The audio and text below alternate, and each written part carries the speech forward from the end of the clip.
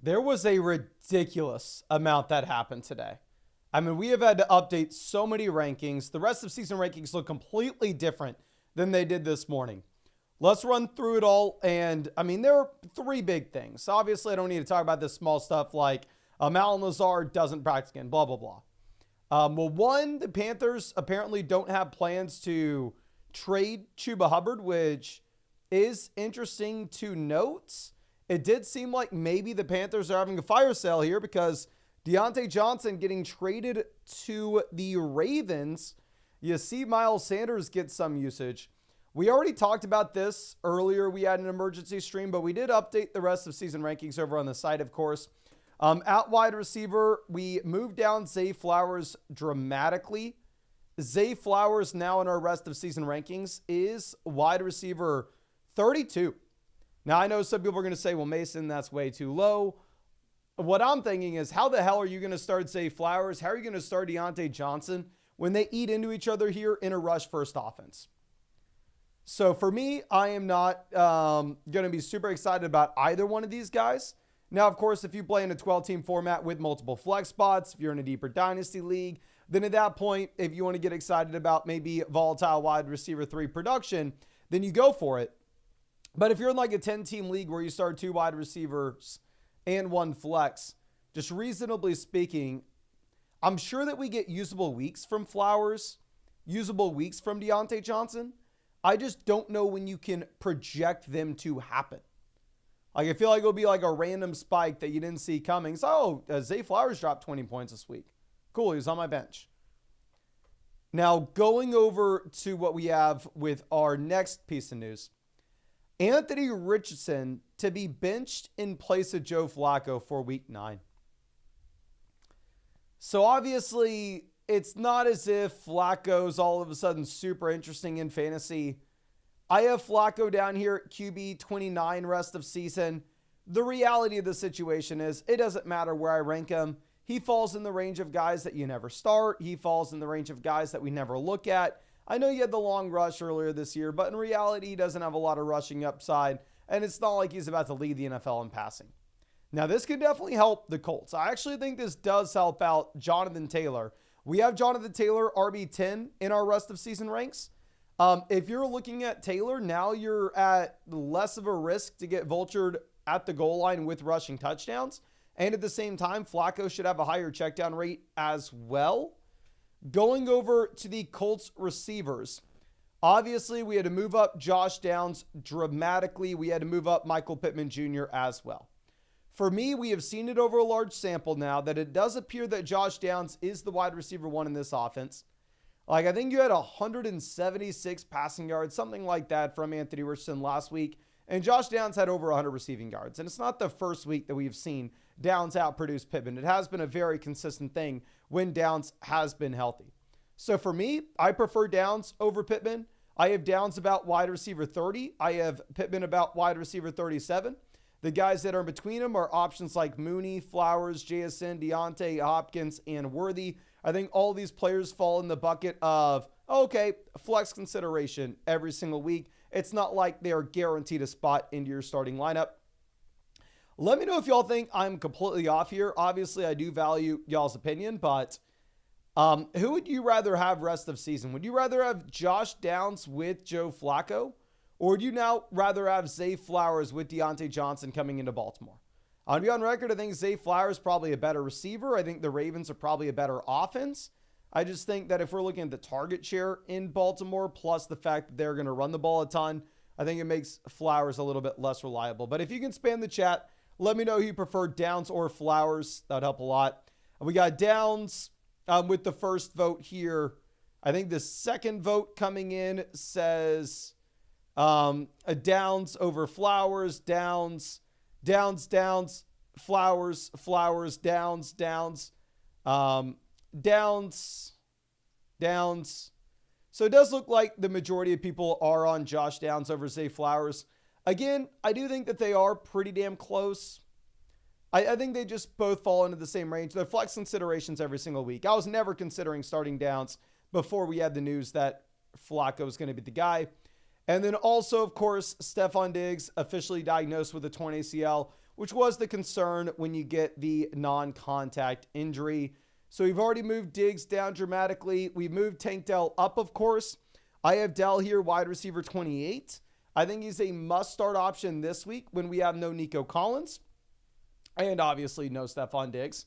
But then going into the future, it will be a little bit tougher knowing that when Nico Collins comes back in, I don't know if we want to put Dell in the range of guys that you're starting every single week, regardless of what the matchup is. I think it'll be closer to that week-to-week flex once Nico is back in this offense. And then obviously, now that we have this confirmation, I think you'd be very confident to put Nico Collins as a mid-wide receiver 1 in the rest of season ranks. I think points per game, he outscores Amon-Ra St. Brown. Just the thing is, Nico's going to miss this week. He'll miss week 14. St. Brown's already through the bye week, so you're going to get 2 extra games from St. Brown. So we're going to have him ahead of Nico in our rest of season ranks. But again, I wouldn't be surprised at all if Nico Collins was a top 3 wide receiver and just straight up points per game rest of season. It is bad news for CJ Stroud. Like, I don't think we can justify having Stroud over the guys like Love, Kyler, Purdy at this point. I have Stroud at the same range as Dak, Caleb going into the future, like Darnold, Cousins, Goff. More so like the streaming quarterbacks here. I will say, of course, that if you are looking at what you're going to have with Stroud this week on a Thursday night game in a tough matchup against the Jets with no Nico, with no Diggs, Stroud's going to be a lot lower in our weekly rankings this week than he is right here. But obviously, long-term, when you get Nico Collins back into this offense, it is definitely a better spot. But I think that should be it for the rankings updates based off the news. Those were the 3 big headlines we have. Obviously, we have a ridiculous amount of team reviews to get through, so we're going to be probably live streaming for the next 4 or 5 hours here, answering as many of these questions as we possibly can. Our first team review is going to be coming out from Dan, longtime member of the flock. I really do appreciate you, my guy. And real quick, if you don't mind, let me remind everybody, if y'all wanted to ever send in a question over on flockfantasy.com, the vast majority of the stuff on the site is free. But if you ever wanted to go through and submit something for review, you could hit the expert advice button in the top right corner. If you go with that expert advice button in the top right corner, it's going to take you to this page where you can send in a super message, start sit question, trade question, or a team review. I will say by far and away the cheapest way to get that team review, however, is not just going through and purchasing it directly from the site, but is instead taking advantage of the Underdog offer that you have, where if you go over to Underdog Fantasy and use promo code FLOCK, you're going to get a 50% deposit bonus up to $1,000. Plus, at the same time, you're going to be getting that free CJ Stroud pick, more than less than half a total yard for Thursday night, and a free team review in the live stream every night. Just make sure that you set up an account on flockfantasy.com with the same email address as your account on Underdog Fantasy. That way I know who to credit with that free team review voucher. But this is going to be a dynasty team that we're checking out for Dan. I'm excited to look at it. If y'all don't know, Dan has been with us for quite some time here. Really do appreciate you, my guy, of course, and excited to look at this. But this is a dynasty half PPR where we just traded Chuba Hubbard and K. Dotton for Ladd McConkey. Absolute no-brainer. Chuba Hubbard has literally zero value in dynasty in the long term. Obviously, Ladd, rookie wide receiver that's already flashing the talent profile attached to a franchise quarterback. Absolutely love to see that trade, not even remotely close. Do I need help in running back in the long run? Would you trade a wide receiver or a top running back, or should we keep it all? With Ladd's big week, should I try to get something, or in the long run, do you think he'll be good? Any moves you should make? I'm excited to look at this, my guy. I will say in general, I am never thinking, oh, okay, for this dynasty team, our running back position is going to be bad in 2026. Because running back is already so difficult to project from a yearly perspective that once you go out years in advance, it is almost impossible to try to project out what you're going to get from these RBs. So to be honest, the running back position in itself is the one position in Dynasty that it's all about this year. There are very few players like Breece Hall, Bijan Robinson, Jahmyr Gibbs, that we can look at and go, okay, yeah, we know that they're going to be a difference-making option in 2025. But even some of the younger assets, such as, say, like Rachaad White, James Cook, not that they're bad by any means. They can be very good running backs.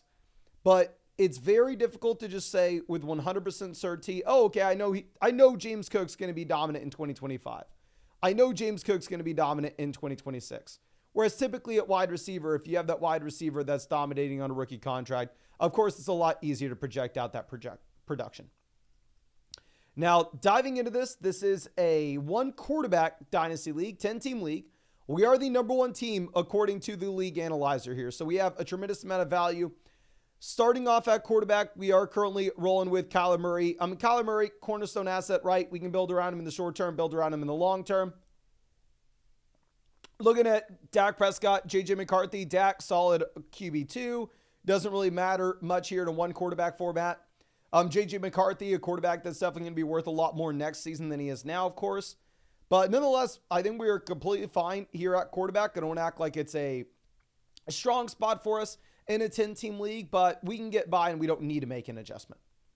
Now, going over to running back, I would actually say that you're actually in the exact opposite scenario where I'm not particularly concerned about our running back room in the long term. I would maybe be concerned about our running back room right now because we are looking at the anchor RB with Devon Achane. Obviously, Achane looks phenomenal not only for this season, but Achane looks phenomenal in the long term as well. This is an RB1 that we can start every single week with confidence, regardless of what the matchup is. Going over to David Montgomery, super solid RB2. I mean, with the way that Montgomery's producing, you would assume that, oh yeah, of course Montgomery is going to be a viable option in 2020.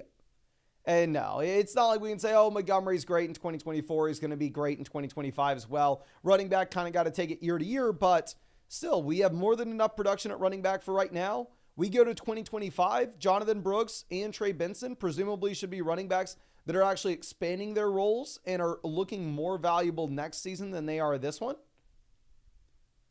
So as you sit here at running back, I think it's a very nice combo. Obviously, we had Jordan Mason as a short-term piece, but I mean, you even have Alexander Madison as a running back that you can use for this season. So honestly, I think that you are in a really great spot here at running back. You have a nice balance of short-term production as well as long-term upside.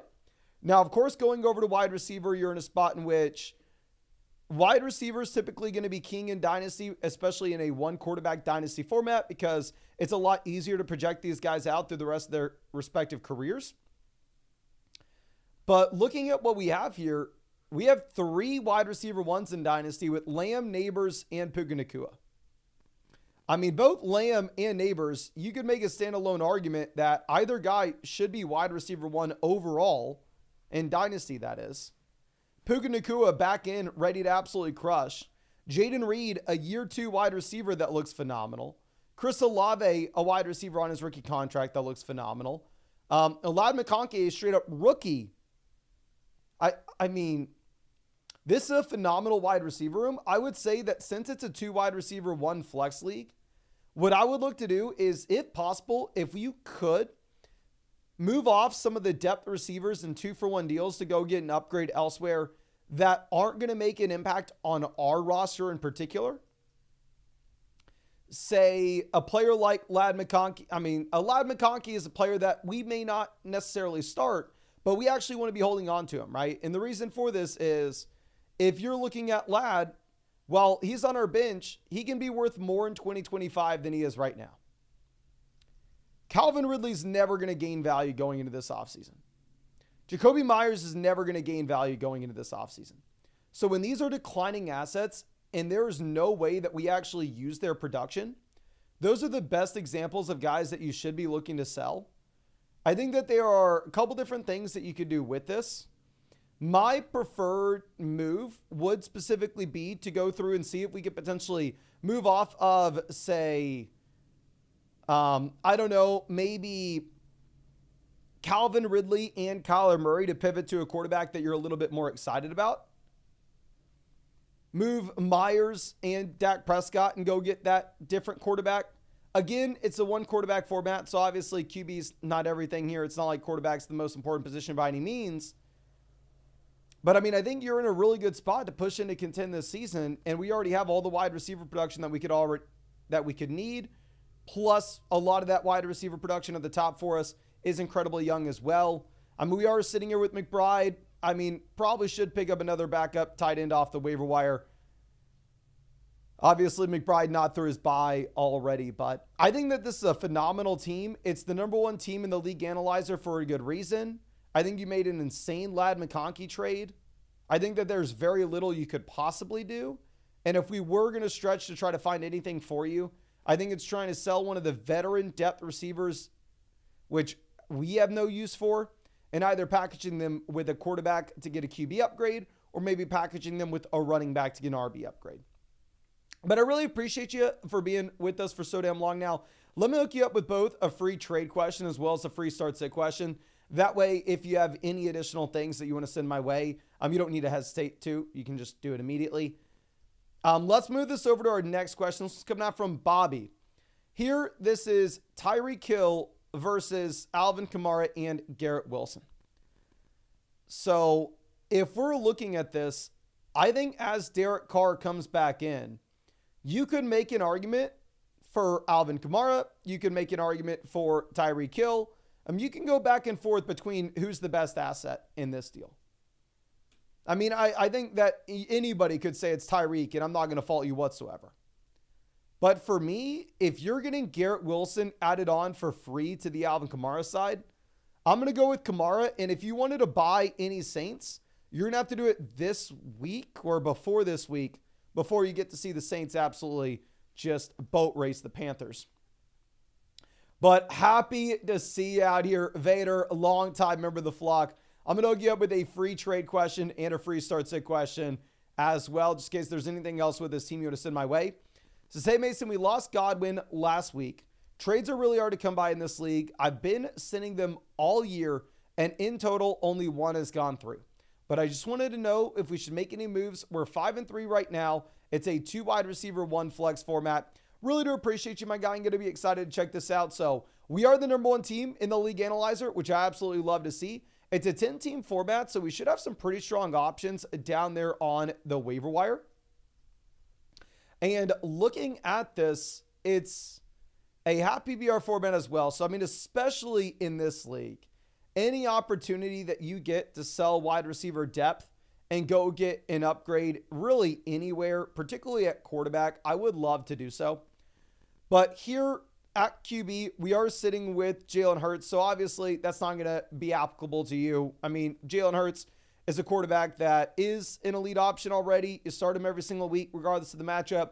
Absolutely no hesitation. He's already through the bye week, so you don't need a backup quarterback here either. So yeah, perfect spot. No hesitation, no different moves to make. Now going over to what we have at running back. We have a top-end RB1 with Jahmyr Gibbs. We have Devon Achane, who's breaking out to be an RB1 now that you have Tua back in. So we have 2 RB1s at the very top of this roster. We have plenty of running back depth with Tracy, Chubb, Brooks, Bigsby, and even the upside of Charbonnet. So, I mean, I would say with this team, especially if we point out that both Gibbs and Tracy are already through their respective bye weeks, what I think could make a ton of sense for you here is if you wanted to go through and if you wanted to potentially try to package together the combo of Tyrone Tracy with either really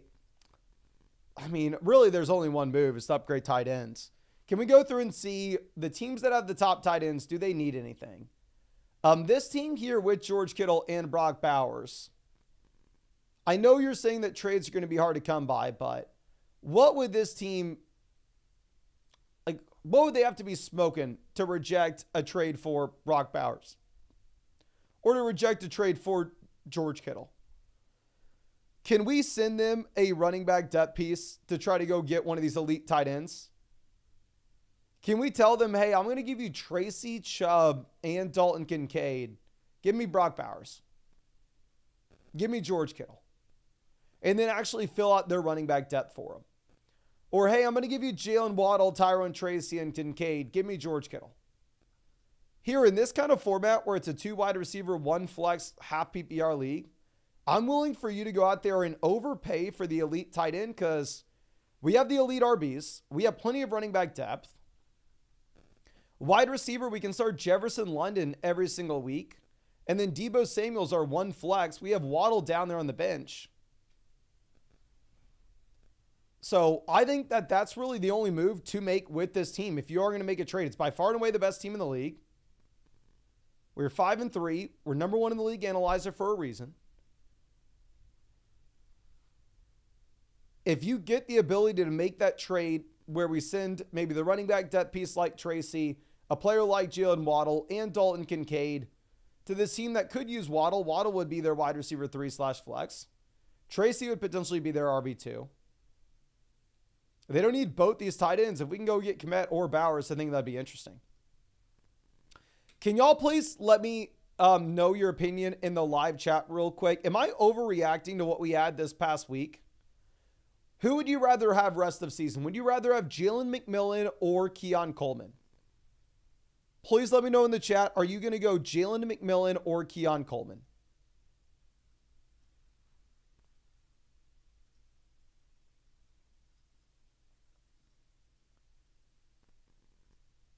We got McMillan, Coleman. Okay, so looks like the vast majority of people are Keon here, which is where I'm at. You can look at my rest of season ranks. We have Keon here at wide receiver 39, McMillan wide receiver 48. So what I would do here is I would also look to drop McMillan and pick up Keon Coleman if possible.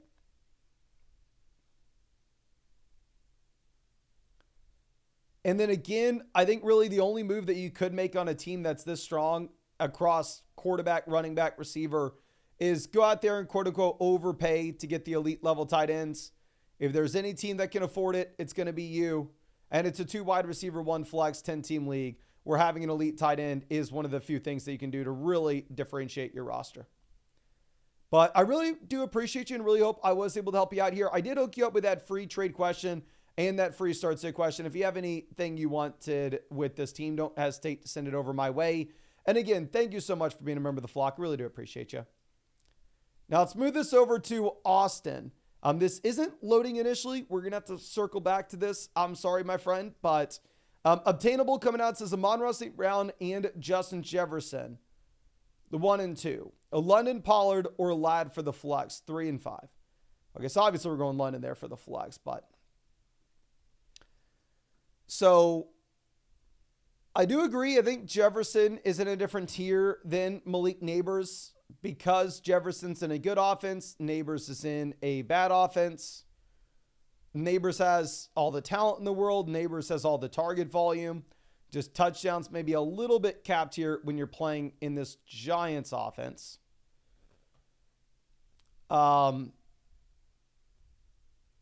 Higgins seems like a lot to add in, but I will go ahead. I will take Jefferson.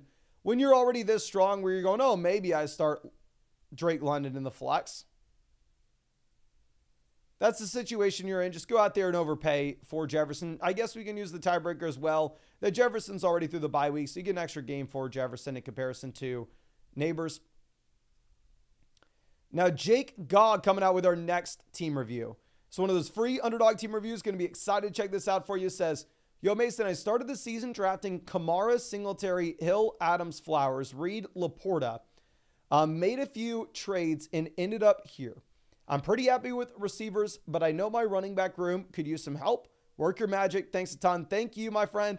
And here, this is the 3rd team where we have had the ability to look at the best team in the league. This is the number 1 team in the league analyzer, so I'm sure it's going to be difficult for us to make too many moves.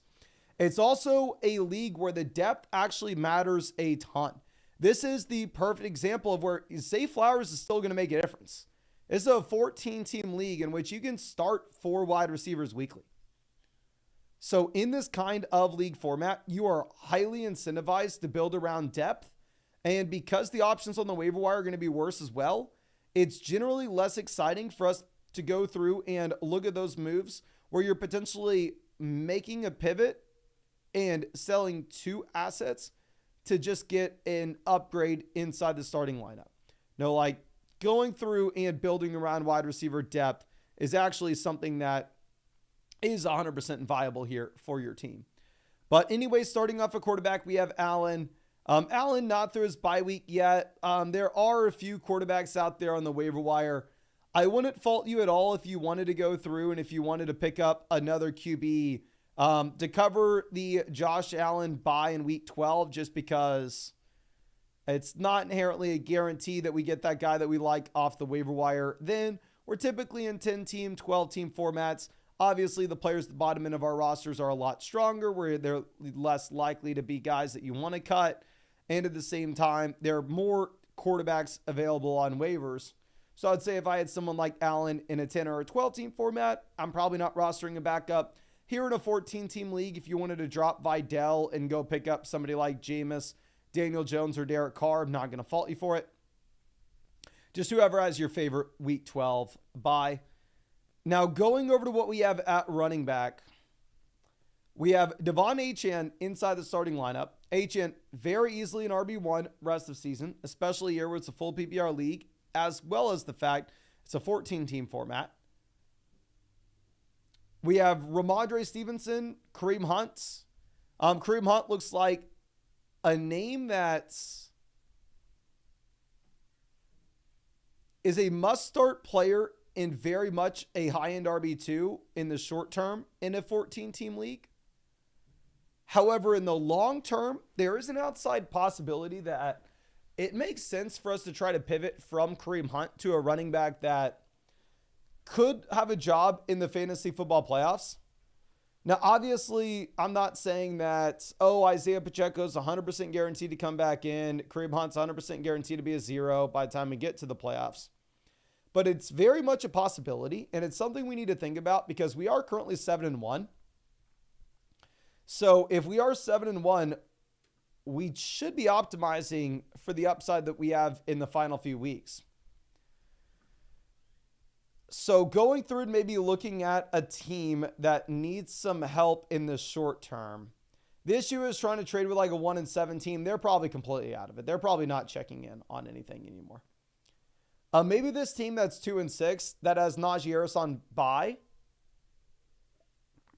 that is right now slated to start Roschon Johnson.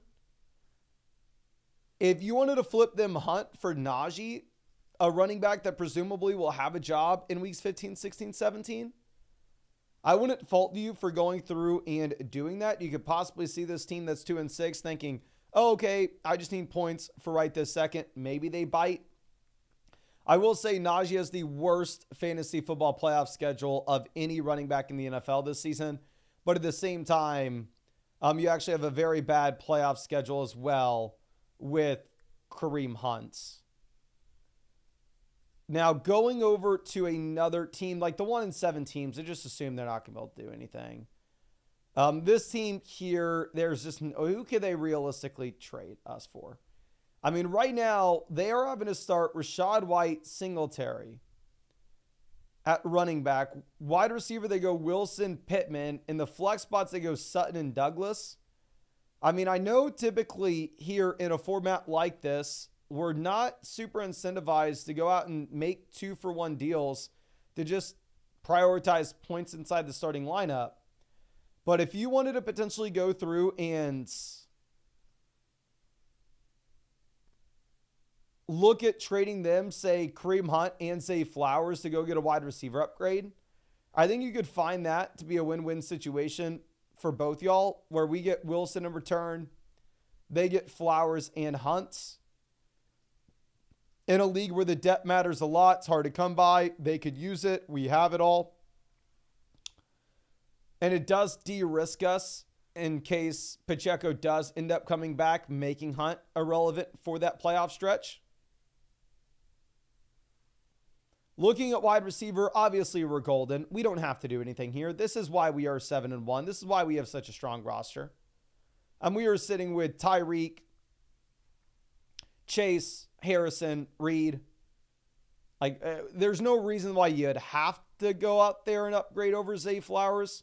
I'm just trying to figure out who could presumably pay for Kareem Hunt so we can lock in that value for the fantasy football playoffs.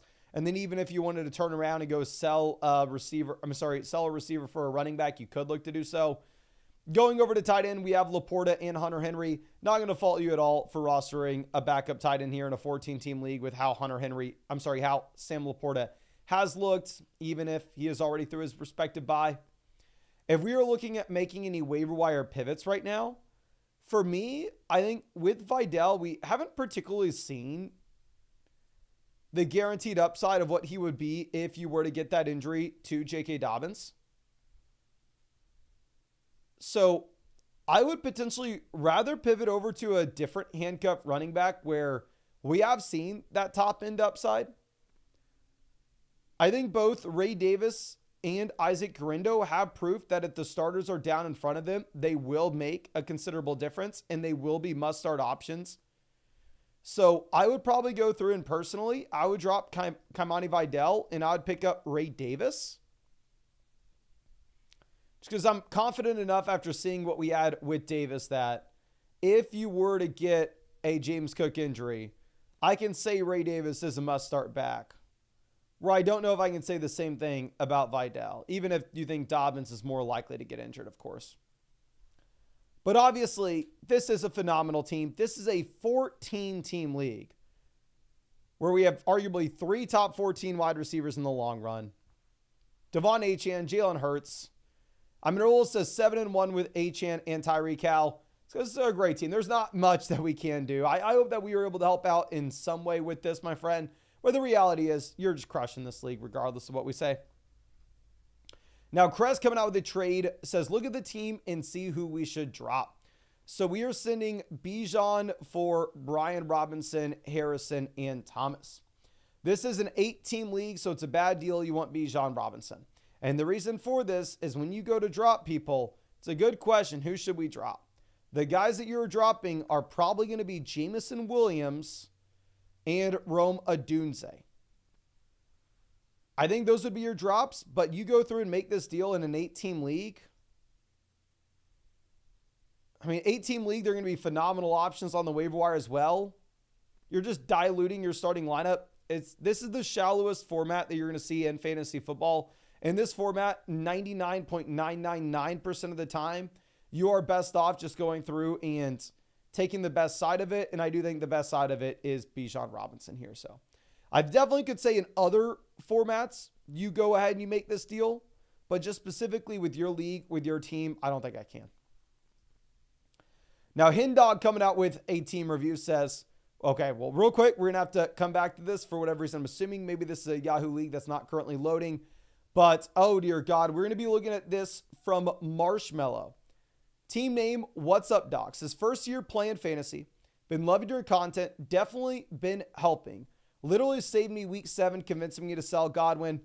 Well, my friend, I will say that may or may not have been extremely lucky and may or may not have been garbage advice that turned out to look decent with 2020 hindsight. But anyway, I appreciate the credit. I'm trying to figure out if there's anything I should do to strengthen my go at the playoffs or if we should just sit pretty with occasional streaming picks. Thanks. Thank you. I'm going to say something before we even pull up the team. 1, we are second in the league analyzer. We have a dominant team in comparison to teams at the bottom. 2, this is a 6-team league. There should be absurd, and I mean absurd options when it comes to the waiver wire. I just pulled this up, and Jaden Reed is sitting out there on waivers.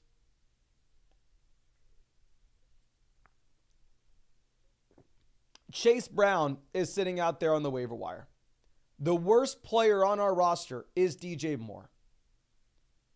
So, I'm very sorry, but to be honest with you, this isn't exactly like a regular fantasy football team. This is very, very different than regular fantasy football. This is a league where you start up to 4 receivers weekly. And you have to completely change your mindset in how you view this. Because typically, say, the running back 3 in fantasy would be an elite player in a 12-team format. And a 6-team league is just an average running back 1. The running back 13 in fantasy in a 12-team format, he's a low-end RB1, high-end RB2. And a 6-team league is a high-end RB3. So you need to change expectations dramatically. The floor does not matter, will never matter in a league like this. The only thing that actually matters is chasing the highest ceiling that you can possibly get and making 2-for-1 deals to improve inside the starting lineup, opening up roster spots so you can go through and pick up players for free like Jayden Reed. Obviously, we have the elite quarterback with Hurts. Love to see it. We have the top-end running backs, Henry, Gibbs. Really strong RB1 and RB2 combo, even in a 6-team format. Jonathan Taylor, a very strong RB3, even in a 6-team format. CMC, a very strong RB4, even in a 6-team format. And McCaffrey's like the perfect example of a running back that you want to go after in a league like this, is if he turns out to be nothing, who really cares, right? It's very easy to just pick up somebody who's going to give you a borderline baseline level production. But McCaffrey is somebody that could be RB1 overall during the fantasy football playoffs. So you do go after just the highest ceiling we possibly can get. Now, going over to what we have at wide receiver, we have A.J. Brown, average wide receiver 1 in this kind of league. We have Nico Collins, another great example of the kind of player that you want here. Yeah, we don't have the short-term production, but short-term production is very easy to come by. And instead, we're thinking about elite ceiling for the playoffs. We have Puka Nacua, solid wide receiver 2, even in this league. Harrison, solid wide receiver that can get better as the season goes on. Waddle, DJ Moore. I would drop DJ Moore myself for Jayden Reed. Going over to tight end, we have an elite tight end. I am very sorry. In a 6-team league, it's just very difficult to make any moves. Here's what I would recommend in your league. I understand that maybe it's difficult to find that many people who really want to play in a fantasy football league. And if you only have 5 other people who want to play with it, then this is what we're having to deal with. But what I would look to do is I would next year ask the commissioner if y'all could have 20 player rosters and start 12 guys weekly. Start 14 guys weekly. Have 7 flex spots. Because then it's going to make it where depth is somewhat important. And there are trades that could make sense. It's just impossible to find a win-win deal in a 6-team league when everybody has everything. I'm really sorry. I wish I had more for you. I wish I was able to really help you out in some way here. It's just that in a 6-team league, it's very hard to ever make any moves. But I really appreciate you, and I really hope maybe something I said helps.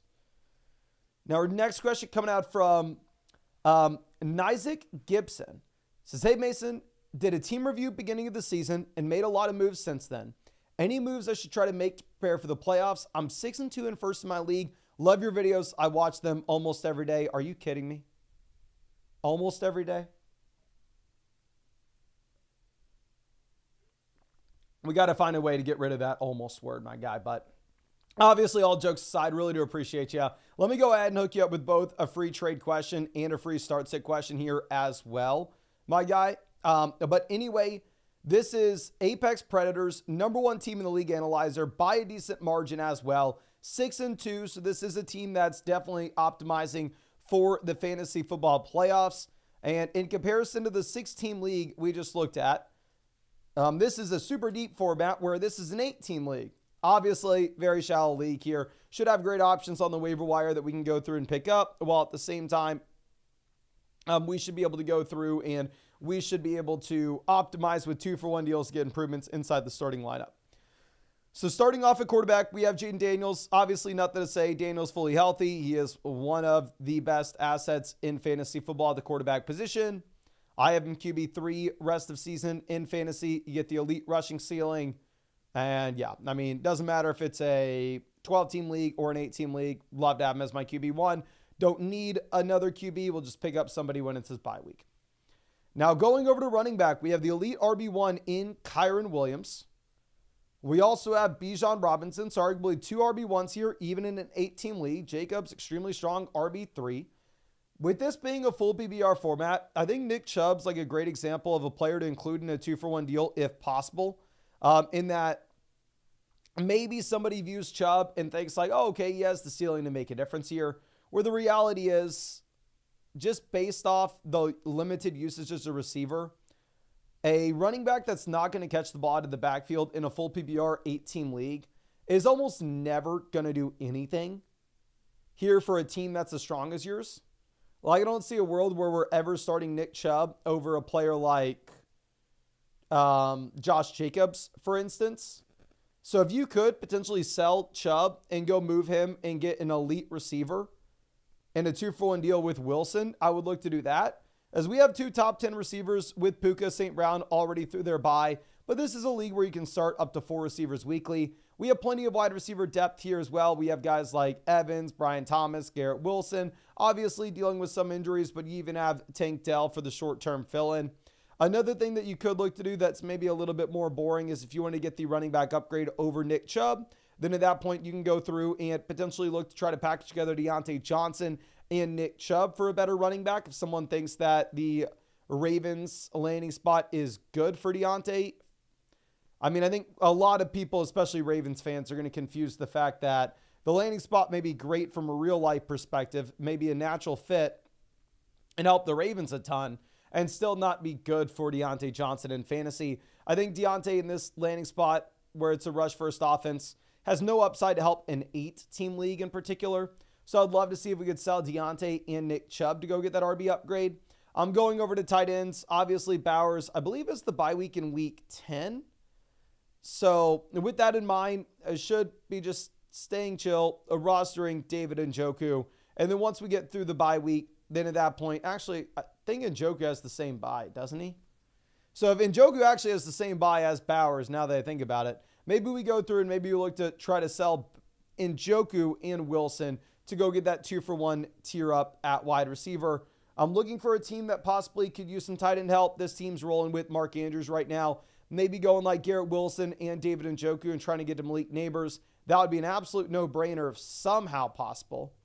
I mean, going through and giving them Josh Jacobs, David Njoku, and trying to get to either Jahmyr Gibbs or Breece Hall, that would be an absolute no-brainer if somehow possible.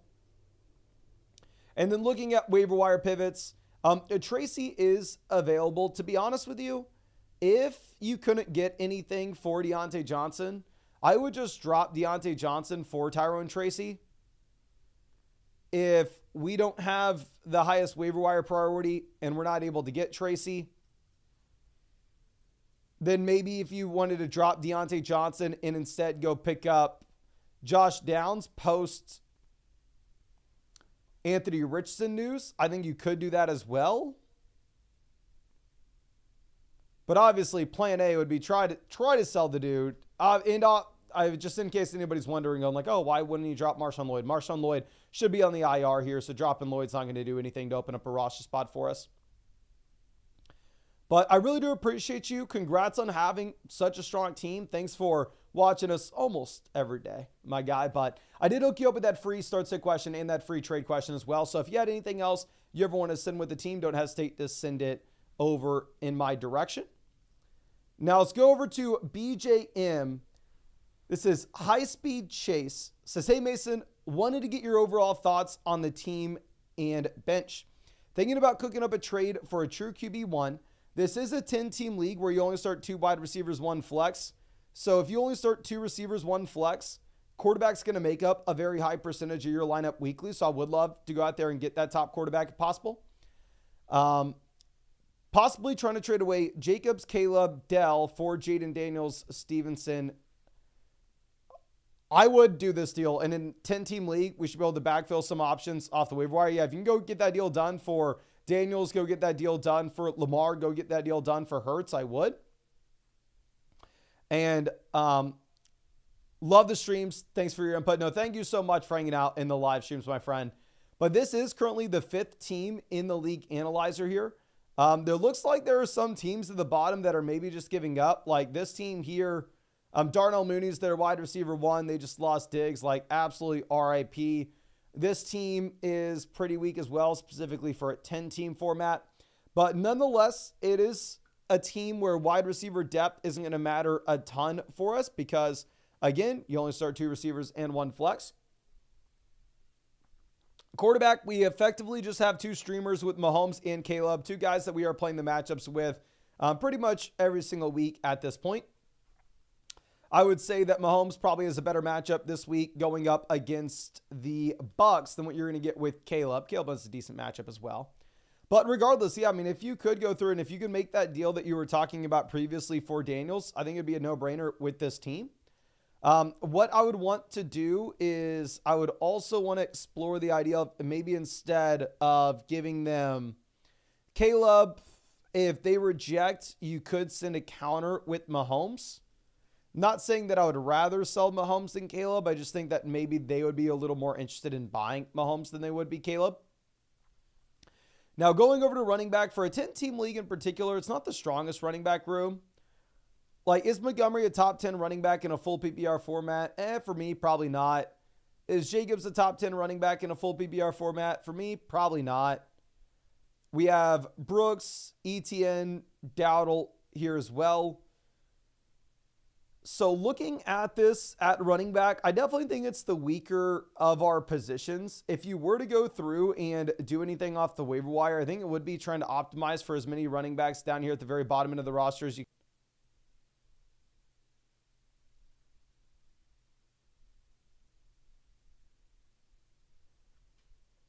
If you could go ahead and make a small pivot, and I know that this is like such a small thing, it maybe doesn't even matter. But whenever we're looking at like the handcuffed rosters, I mean, the handcuffed running backs at the very bottom end of our roster, the guys that are on bye week are not nearly as exciting as the guys that are about to play, because the catalyst that you need for Jaylen Warren to turn into an every week starter is an injury for Najee Harris. Najee Harris is probably not going to get injured on the bye, right? So what I think you could potentially do here is I think you could potentially look to go ahead and maybe pivot off and drop Jaylen Warren and pick up Braylon Allen and see what happens with the Jets game. And then, of course, if Breece Hall stays healthy, then at that point, if you wanted to potentially go ahead and, I don't know, maybe drop Braylon Allen after Thursday night, pick up Devin Singletary, you could go for that, or pick up TJ Hawkinson. I mean, obviously we have Kelsey. Kelsey's still an elite tight end at this point. And I would never tell you like, oh yeah, you want to go trade for a tight end when we have Travis Kelsey. But if you have a player with as much upside as TJ Hawkinson, that's just completely free out there on the waiver wire for you, I wouldn't fault you at all for just picking up the free guy. Or if you were to go trade for that elite level quarterback, as we talked about previously, and you were to open up that roster spot, then at that point, maybe you don't have to roster 2 quarterbacks, and instead you can just go through and roster 1 quarterback and 2 tight ends. Going over to wide receiver, we have 2 top 10 options rest of season with Chase and Puka. We have Metcalf hopefully coming back in this week. We have Dell looking as a potentially viable option now that you have the injuries to both Diggs and Collins. Definitely viable this week. Long term, I don't know if we can be as excited. Specifically here in a 10-team league where you only start 2 receivers in a flex.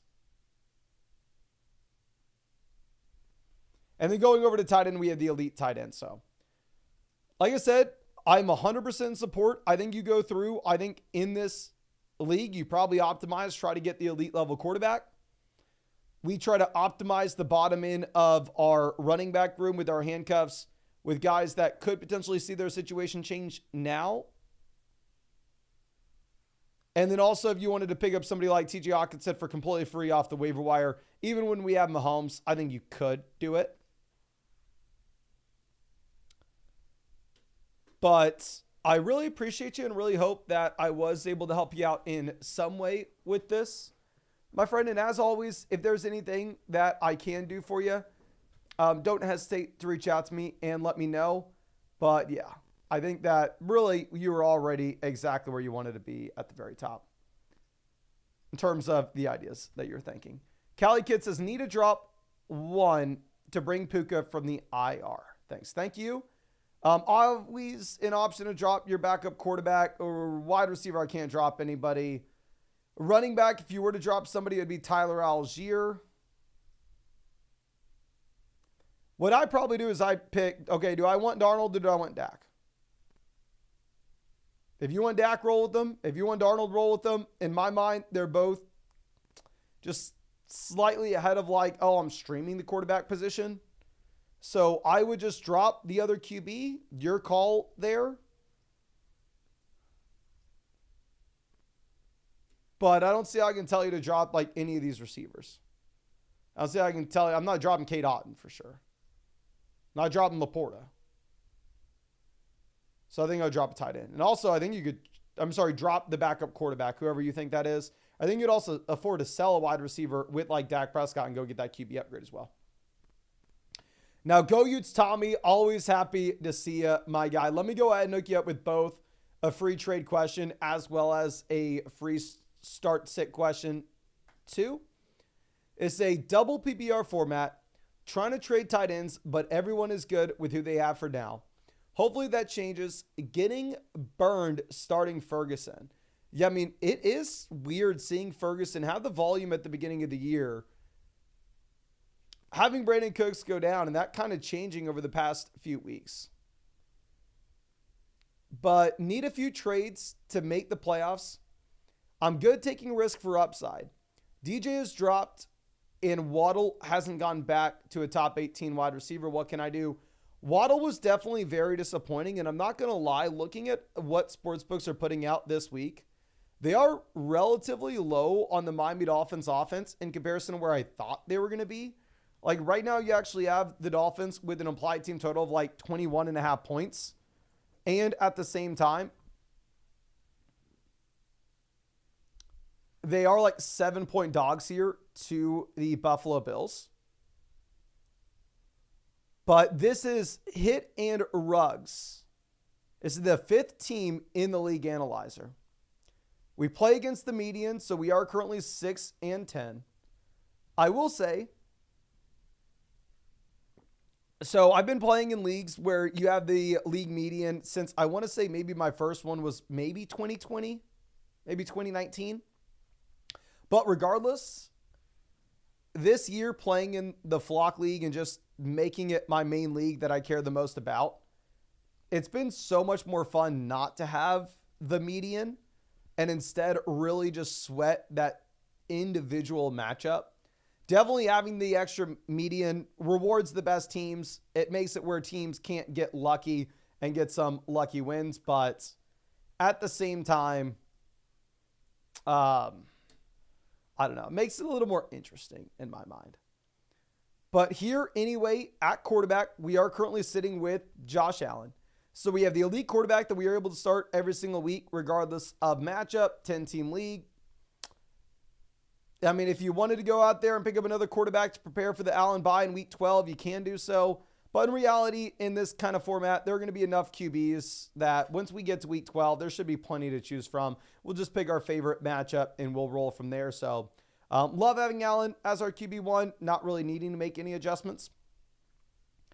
Going over to what we have at running back, we are currently sitting with the combo of Breece Hall, Jonathan Taylor. So we have 2 running back ones. Bucky Irving continues to expand his role. Rico Dowdle, presumably is still the starting running back for the Dallas Cowboys. I haven't seen any signs of that changing. You have Zach Moss down here at the last spot, just kind of being the premium handcuff back. We're never starting him here with how strong this running back room is. But if you were to get that injury to Chase Brown, he turns into a real difference maker. The issue is, like, this team has plenty of running back depth. I think running back's a lot stronger than wide receiver. But if you wanted to go through and if you wanted to sell a running back, presumably who could you sell? Like, obviously, we're not wanting to sell Breece. We're not wanting to sell Taylor. I think Bucky's an interesting buy low candidate. I think Rico Dowdle's an interesting buy low candidate. Nobody's going to buy Zach Moss. And yeah, like I said, nobody's going to buy Dowdle. So I think the move for this team, presumably on paper, is, oh, let's go sell a running back depth piece. Let's go get an upgrade at receiver. Especially with this being a 2-point per reception league. Because if it's a 2-point per reception league, pretty much every flex spot, we want to have a wide receiver in it. Wide receiver, we're sitting with London, who's an every week starter. Jalen Waddle, I'm actually probably a little bit less excited about in a league where you're getting 2 points per reception. Because the league in which you're getting 2 points per reception,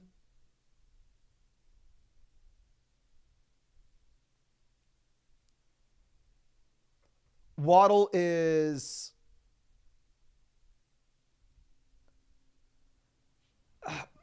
probably the lower target volume but higher efficiency level player. That's not exactly what we are looking for. What we're looking for is we're trying to get the guy that presumably could be averaging 10 targets a game, even if he's in a worse offense, even if he doesn't have the big play upside. Now, the issue is with Waddle too, is like, okay, the guy's done nothing, so you're not going to be able to trade him for anything.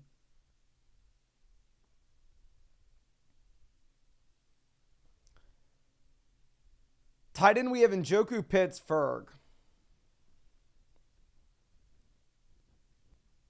So first thing I do is I cut Jalen McMillan for Keon Coleman. Second thing is, like, how is nobody interested in any of these tight ends? Maybe the issue is we are offering the bad tight end. Maybe we are offering Ferguson.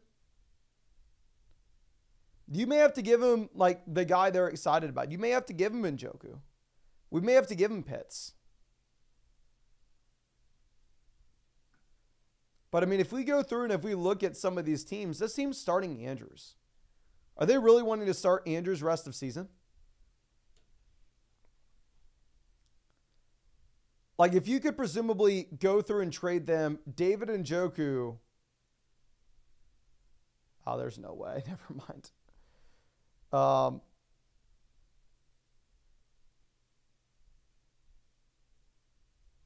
trying to think of what we could potentially do. I would love to get 2 neighbors in a league environment. In a league like this. Where even if Neighbors doesn't have the receiving touchdown upside, you have the just raw receptions. But you know what? F it. Trade. See if we can trade Ferguson in London and go get Neighbors. Maybe even Pitts. Because obviously when we're sitting here, when we have these elite level tight ends, or these top end, we have 3 tight end ones. It puts us in a situation in which we have all this roster on our team. All this value on our roster that we can't really squeeze any points out of.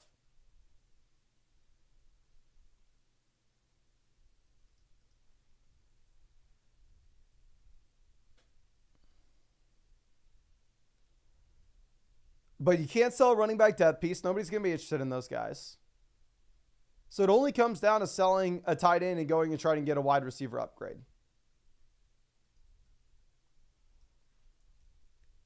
I don't like Waddle in a format in which you're getting 2 points per reception, just because I think some other wide receivers in that range are going to see significantly more target volume, even if they're in a worse offense.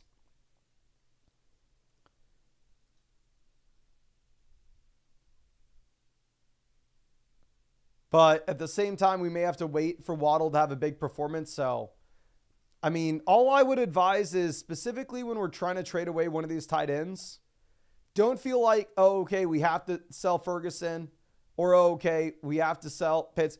You can sell any of them and just roll with the other 2. Whoever the other person is excited about. If they want Njoku, F it. Let them have Njoku. But just going through and trying to squeeze some value here is the move.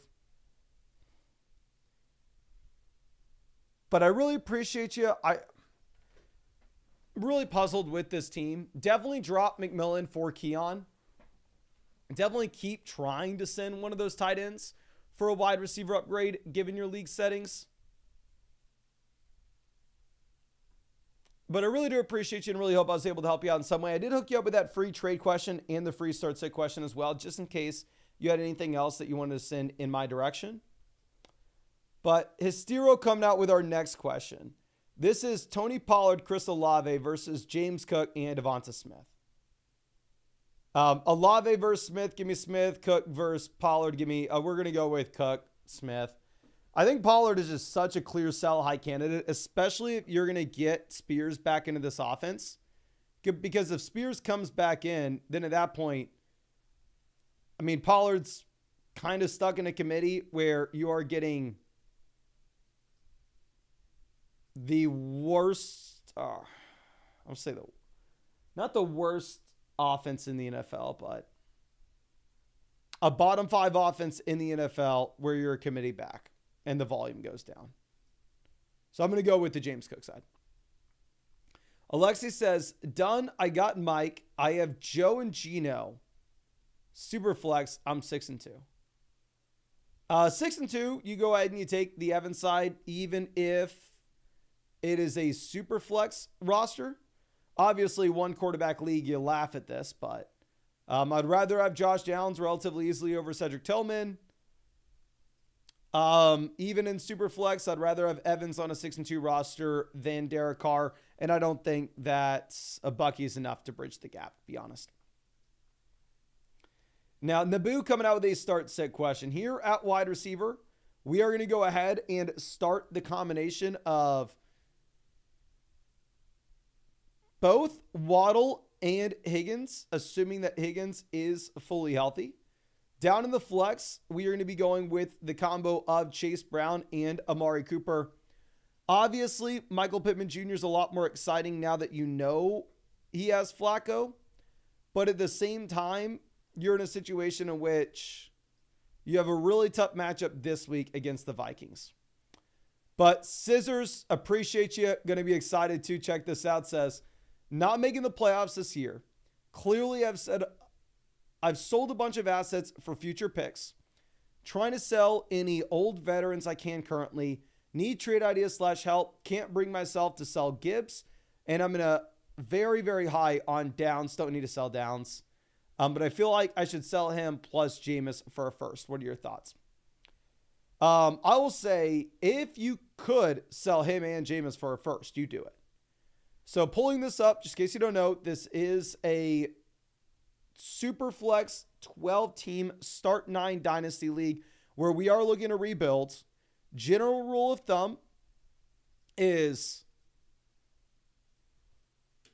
when we are a rebuilding roster, every trade we make, we are trying to not necessarily think about the asset we're getting and the total points that they're going to be scoring forever into the future. I think that's a big mistake that people typically make with these deals.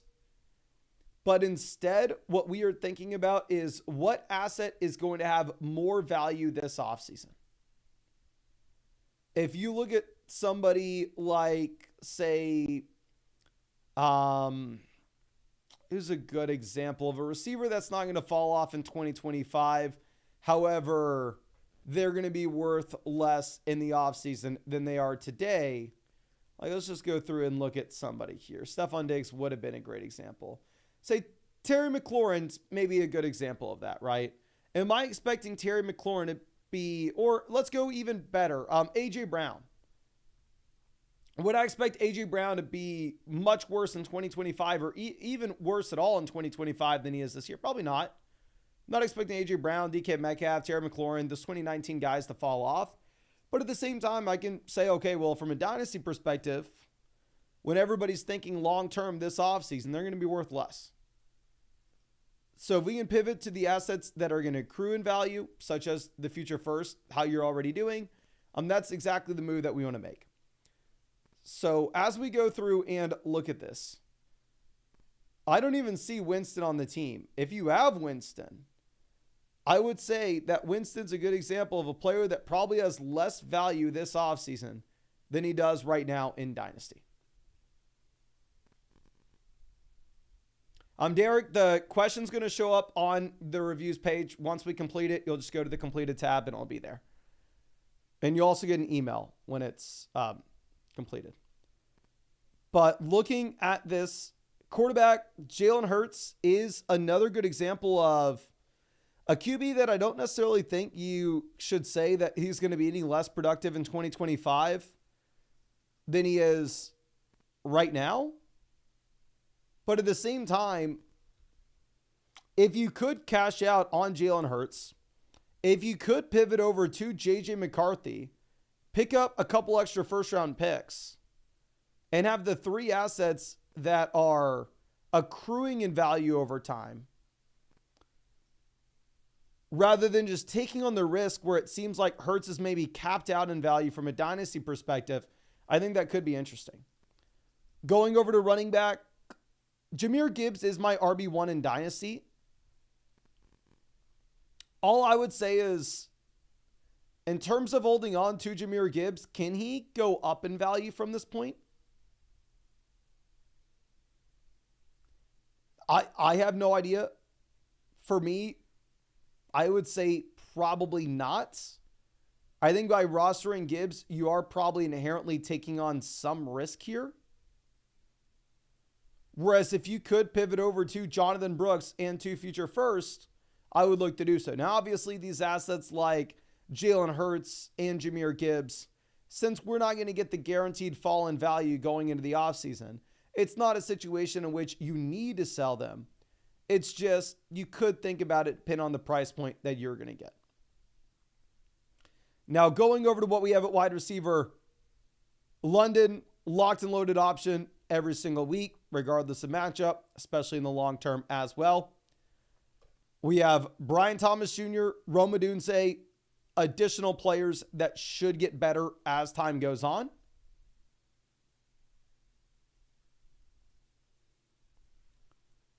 We have JSN here as a strong year 2 option. So these year 1, year 2 options, even Drake London, who's in year 3, but came into the NFL and got drafted at 20 years old. These are the perfect guys to build around over the long term. Tucker Kraft, a year 2 tight end. So I already think that you put yourself in a phenomenal situation to accrue as much value as we possibly can going into 2025.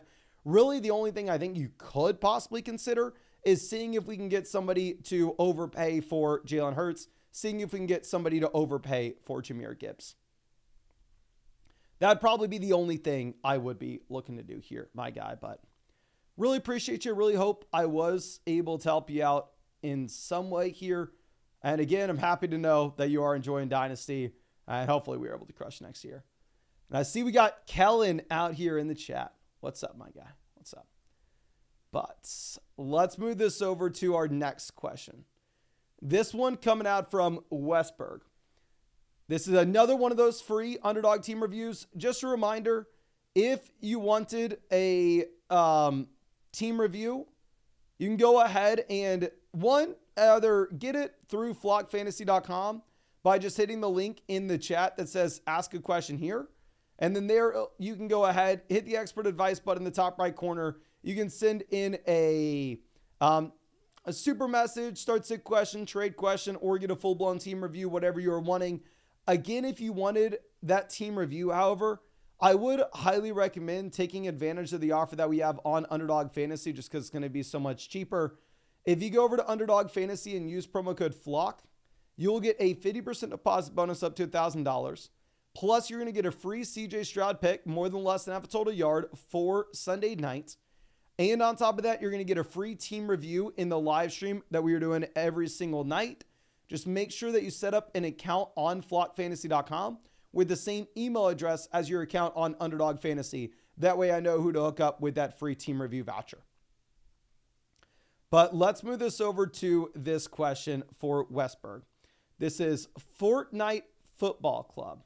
Say, Mason, this is a full PPR ESPN keeper league where we keep 3. Any idea for moves I can make for a real championship push? And what 3 guys would you recommend keeping? Thanks, man. Really appreciate you, my friend. First thing is we are the number one team in the league analyzer. We're 7-1. You'll love to see it. Second thing is, in a 3-player keeper league, especially in a 10-team format, you are never thinking of long-term value when you are making trades, when you are making draft picks. You're never thinking, oh, okay, how can I go through and how can I optimize my roster to have the best keepers next year? Obviously, in a dynasty league, a lot of it is going through and thinking about what the long-term outlook looks like for individual players. However, in a keeper league in particular, especially a league where you only keep 3 options, you are always going to have 3 players that are viable to keep. You always have 3 guys that are exciting. Like here, I'd say our initial keepers are probably going to be Lamb, A.J. Brown, and Drake London. But anyway, starting off at quarterback, we have 2 quarterbacks that I pretty much just view as streaming options rest of season here with Patrick Mahomes as well as Baker Mayfield. Obviously, Baker Mayfield had been an elite level quarterback so far this season. I am just maybe a little bit concerned given what you have with the Godwin and Evans injuries, making this more so a situation now in which more likely than not, it's going to be very difficult for you to ever go through and plan on starting Baker. Now, going over to what we have at running back. We have Mixon, so the running back 1 with confidence. Brian Robinson, a strong RB2. We have Pollard, Rachaad White, Nick Chubb. I do think that Pollard as well as Rachaad White could be interesting sell high candidates. And honestly, the main thing that I would love to do here is if you could potentially go ahead and look to package together, say, a player like Rachaad White and Mahomes and go get a quarterback that we are extremely excited to play every single week, regardless of the matchup. Like, let's see if there's any team in your league that has a strong QB that needs some help at running back. This team, I guess they have Gibbs, Achane. I mean, their RB3 is Chuba Hubbard. I don't know if they somehow would send you Jalen Hurts. If you wanted to try to trade them, Tony Pollard and Mahomes and Baker, send them a combination of those 3 players for Hurts, I would love it. Rachaad White in the quarterbacks for Hurts, Nick Chubb in the quarterback for Hurts. I think that'd be great if possible. Much, much easier said than done. They'll most likely reject. This team, honestly, is probably our number 1 target. They're sitting with Lamar and Cousins at the moment. Their RB1 is Jacobs. Their RB2 is Ramadre. Their RB3 is Austin Eckler. So, I mean, presumably there is an outside chance that you could go ahead and you can possibly send this team that running back QB combo and end up getting back in the elite level quarterback there.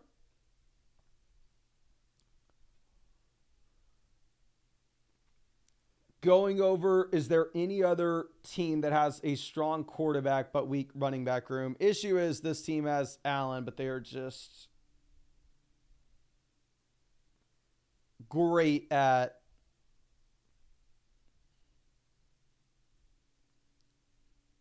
RB. So really, I think that's the main move. I'd be looking to make it running back. Wide receiver, we're golden. We have Lamb, we have A.J. Brown, we have London, we have JSN.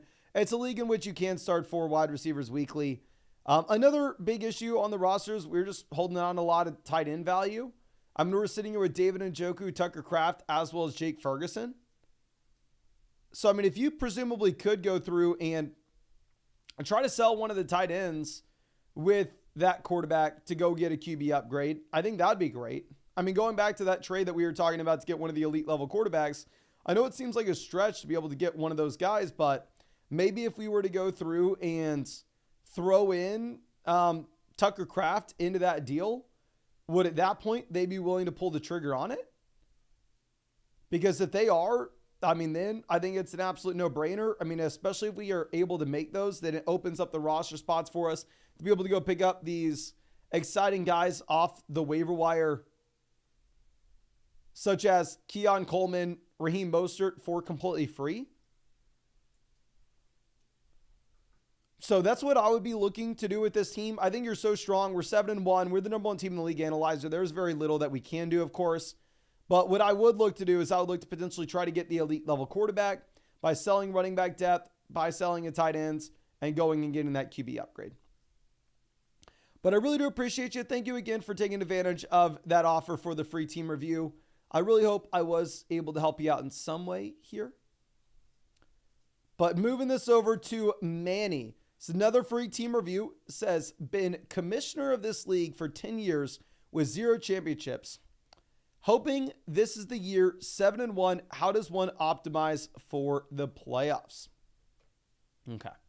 So let's go through and let's dive into this. This is Silence of the Lambs. We are the second team in the league analyzer, but if you look at this, we are neck and neck with the other team. We are 7-1. It's a 10-team league where you actually can get up to 5 wide receivers in your starting lineup. So wide receiver depth actually is going to matter a considerable amount in this league in particular. And it's not as easy as just going through and selling wide receivers and 2-for-1 deals to try to go get upgrades in the lineup. Now, of course, with that being said, it's a 10-team format, so you should still have some pretty solid options on the waiver wire. Starting off at quarterback, we are effectively just streaming the position at the moment. We have Cousins. I think Cousins was a great play last week. I think Cousins is a great play this week. I think Cousins is one of the top streaming quarterbacks. Obviously, you don't get much rushing upside, so it's hard to call him more than a streaming quarterback. Going over and looking at the QB position on the waiver wire, actually, it is pretty limited considering that it is a 10-team format here. I expected that there'd be a little bit more, so maybe Cousins a little bit more than that for us. Maybe we are starting him every single week. Going over to running back, we have Gibbs, locked and loaded RB1. We have James Cook, very strong RB2 in a 10-team league. Bucky Irving, Jordan Mason, quality running back depth. It looks like Mason may turn into dust, may no longer be anything. It's going to be very difficult to sell Mason for anything at this point, though, post shoulder injury. And going over to receiver, like we discussed, this is a league in which wide receiver depth actually does matter. So when we're sitting with Lamb, London, Cup, Reed, Flowers, all 5 of these guys, we can presumably get into our starting lineup. Now, that's not to say that I wouldn't make any adjustments here. For me, I do still stand by. I think that Flowers is going to be a very untrustworthy start. He already was before, but especially now as you're getting Diontae Johnson added back in here. While I do think that Flowers is the wide receiver 1 in this Baltimore Ravens offense, at the same time, I think that the target share is going to be dispersed just a bit, where it will be a lot tougher to just call Flowers that locked and loaded starter every single week, regardless of matchup. So if you could potentially go ahead and sell Zay Flowers in that running back depth piece, such as Jordan Mason, and go get that upgrade at RB, it would be a no-brainer, but the issue is it's just much, much easier said than done. Going over to what we have at tight end, we're rolling. We have an elite Brock Bowers. We have Hawkinson as well with a ton of upside. If you're looking at this, it's probably a pretty easy spot to just say that we're wanting to hold on to Hawk, at least through the Brock Bowers bye week.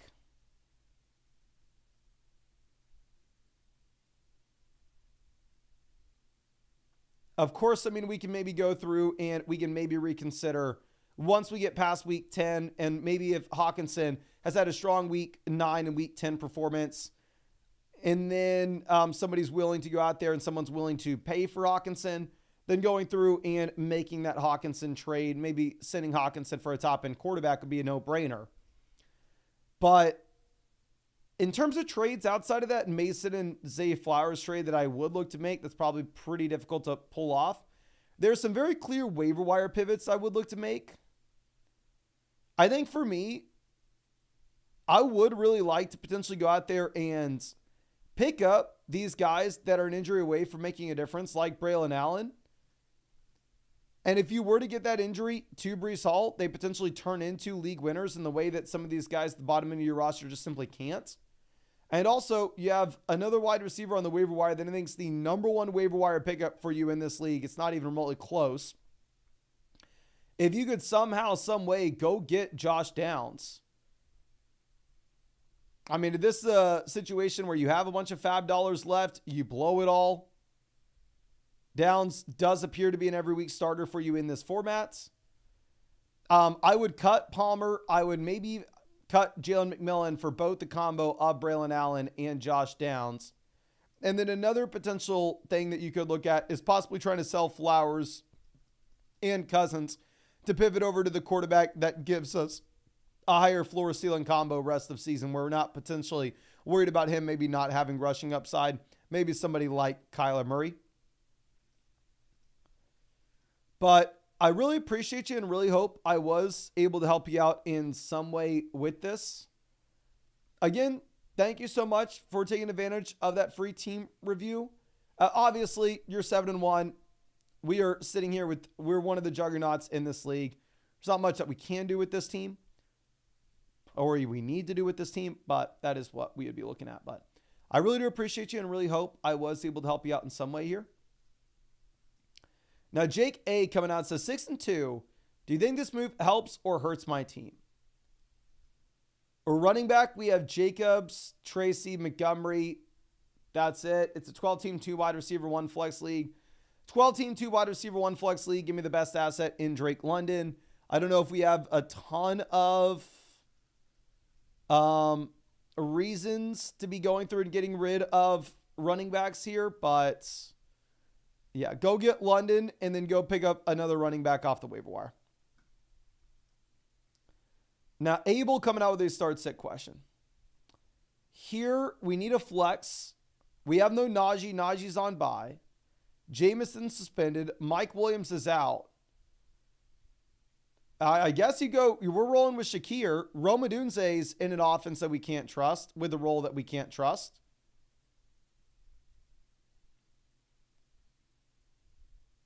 Christian Watson, you have a banged up Jordan Love. Also, can't trust Christian Watson's role. Shakir had 10 targets this past week. And also, right now, the Bills are projected to be the highest scoring offense in the league this week. Now, Peyton coming out with our next question here.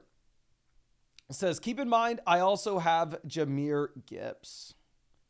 Not really going to impact my mind too much on this. Cup to London, lateral move up to you. Pollard, Shakir to David Montgomery. David Montgomery not even remotely close. So, yeah, we're going to go with the David Montgomery side. I don't think having Gibbs makes me any more likely to do this or any less likely to do this. The Lions have the best offense in the NFL. They have the best offensive line in the NFL. There are a ton of points to go around. So, yeah, I think you just go ahead and you get Montgomery and pair him up with Gibbs. Now, Tommy D coming out with a start-sit question. Says, hey, Mason, I'm 5-3 and don't know who to put in the flex. So, quarterback, I'm going to go Caleb over Stroud this week. I mean, sportsbooks are saying that we should have more points scored in... Actually, can I think about this? It's close. It is definitely very, very close here. I'm going to go Stroud. Maybe if Caleb was running the ball a little bit more. Looking at my QB rankings this week, I have Stroud QB 15, Caleb QB 16. But yeah, not excited to start Stroud at all, considering what we have with the injury to Diggs as well as Nico in a tough matchup. Wide receiver, Diontae can't start this week. Flowers, probably. I would go with Tank Dell with nobody else in Houston. We're going to go Darnell Mooney in one of the flex spots, and then the other flex, probably Zay Flowers, but I do want to get some reports on what the Deontay Johnson role is going to be this week. But PPAV coming out says, hey, debating Reed versus Dell. Not sure what to do. This is assuming Higgins plays. Thank you so much. No, thank you so much. Reed versus Dell.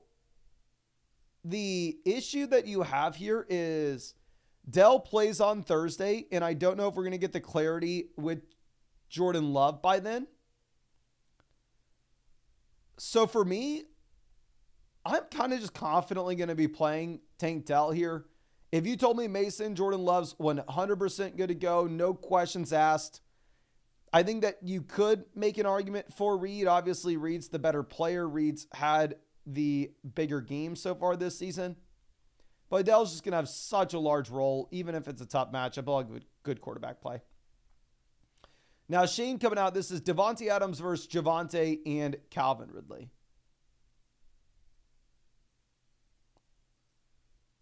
This is, you know what? This is a 10-team league. 10-team league. Give me the best player. We're just going to go with Adams. Javonte's looked viable over the past 2 weeks, but with that being said, he's played the New Orleans Saints with nobody healthy in a game where the Broncos boat race him, and he's played the Carolina Panthers. So then going into the future, it actually should be a little bit of a tougher spot here with Javonte. I hope not. I have him in the flock league. Hope he crushes. Okay. Let's refresh this, see if we have any more questions coming in. This question coming out from Austin Glidden says, traded Swift and Douglas for Achane right before Tua came back. Now 3 and 5, feel like I have a lot of depth at both running back and receiver. Any suggestions on how to climb back into the playoff picture? Love the streams and appreciate all the help throughout the years. No, thank you so much for taking advantage of the free team review offer. Going to be excited to check this out for you, my friend. But this is Murray Vision here, where we are currently the 4th team in the league analyzer. So we are in a respectable range. It is a 12-team league where you can start up to 4 receivers weekly. So wide receiver depth is somewhat important for you here. At quarterback, we have Kyler. Obviously, Kyler is a QB that we can start every single week, regardless of what the matchup is. You have the rushing upside to support that. Looking at Tua here, Tua is a quarterback that I'm okay with rostering.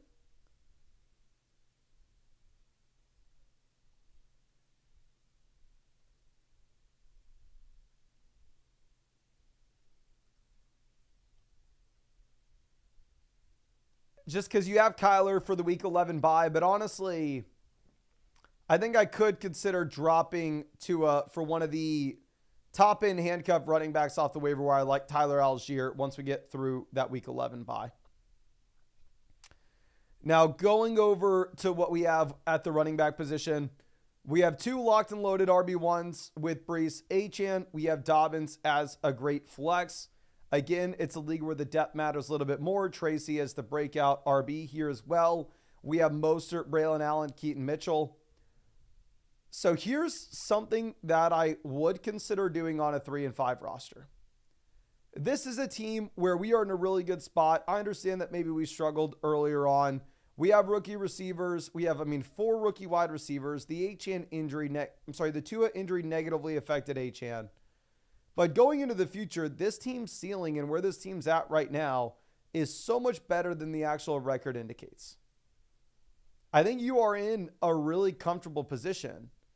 But what I would be looking to do personally is I think it would make a lot of sense for you to go through and for you to move off of some of these injured players that have the top end ceiling in the long term to just go get some production right now in the short term, considering the fact that we are 3 and 5. Somebody like Tyrone Tracy with the full-blown breakout that looks so damn good at the moment. This is a player where it probably makes sense for us to go ahead and say, well, you know what? If he has the concussion, he doesn't play this week. Maybe he doesn't play the week after because they have the week 11 bye. So if you're at risk for him to potentially miss weeks 9, 10, and 11, if you could go through and potentially trade Tracy with Brian Thomas Jr., another option that is super exciting in the long term, but in the short term, we don't know if or how much time he will be missing. And to go get the short-term production, I think that is something we could look to do, go get the elite receiver. Wide receiver is strong. We should have Higgins coming back in this week from what I've read. We have Harrison for long-term upside as well. Again, I do want to reiterate, we had Brian Thomas as the buy low candidate earlier in the year. I do really like Brian Thomas Jr. I just think specifically on a 3 and 5 roster where we already have a ton of long-term upside, we already have a ton of these rookie receivers that will continue to get better as the year goes on. I just think it possibly makes sense for us to go ahead and maybe move off of the injured guys in that 2-for-1 deal to go get that wide receiver upgrade. I mean, going through and looking at some of the teams with a winning record that could potentially afford to make a move like that with you. I mean, can we send Tracy and Brian Thomas Jr. for Puka Nacua? That team's 3-5. This team's 6-2. Can we send Brian Thomas Jr. and Tyrone Tracy and go get Cooper Kupp?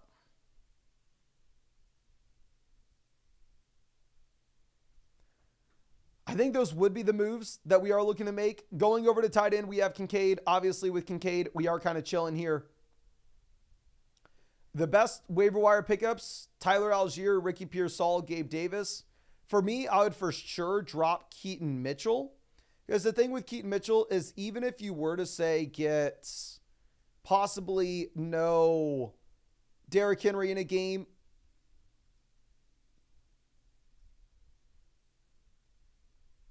I mean, if Derrick Henry ends up missing, Keaton Mitchell still probably doesn't start for you. You probably have Justice Hill splitting this backfield.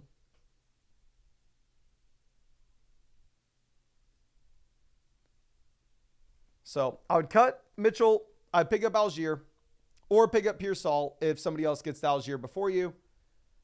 I would look to sell the injured guys to get some production in right now, not because I don't like them, but because we need the upside on a 3-5 team for the short term, not necessarily the long term. But I really do appreciate you and really hope I was able to help you out with this.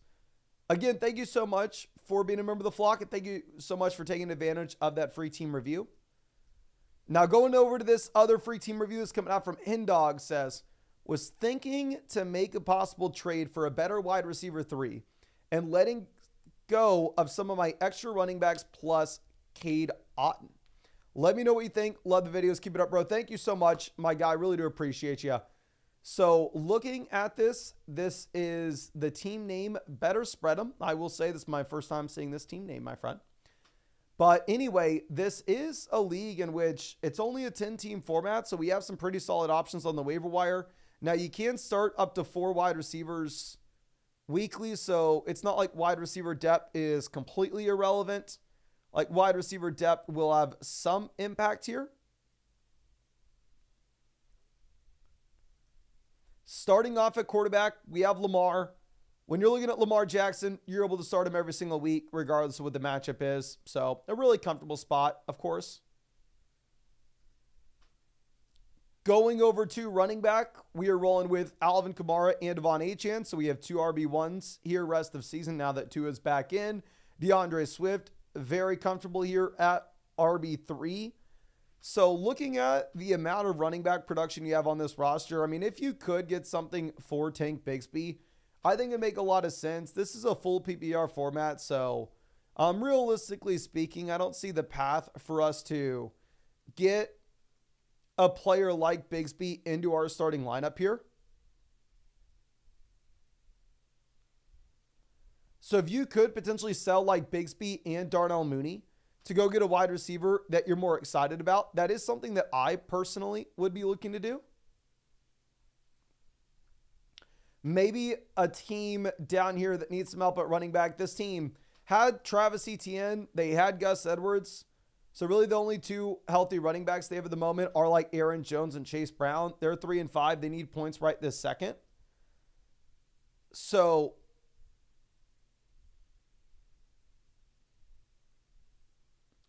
if you could potentially send like Bigsby and Darnell Mooney and get T. Higgins, I think that is a move that I would look to make personally for your roster. Going over to wide receiver, rolling with Lamb, Kupp, so 2 wide receiver 1s rest of season. Darnell Mooney, Juwan Jennings. So the depth definitely could use some work here. Tight end, we have Njoku, Cade Otton. To be honest, I don't know if anybody's going to pay you enough for either tight end, so I probably just keep them for now, especially as Njoku's not through the bye week yet. So I think you can look to hold on to him. Looking at what you have here currently with the waiver wire options, they are great names. First thing I do is I drop Raheem Mostert for Tyrone Tracy. Second thing is I drop Wan'Dale Robinson for Jonathan Brooks. Third thing, I'd probably drop Juwan Jennings for Josh Downs. But yeah, I mean, essentially, if you see any of these rankings with your team in red versus these guys in orange, I'd probably prefer the guys in orange in the majority of instances, with the highest priority being Tracy, Brooks, and Downs. And the guys that I think you could realistically drop would be Jennings, Wan'Dale, and Raheem Mostert. The guy I would drop first would be Wan'Dale Robinson for sure. But it's a great team. It's the number one team in the league analyzer, so you don't have to do much.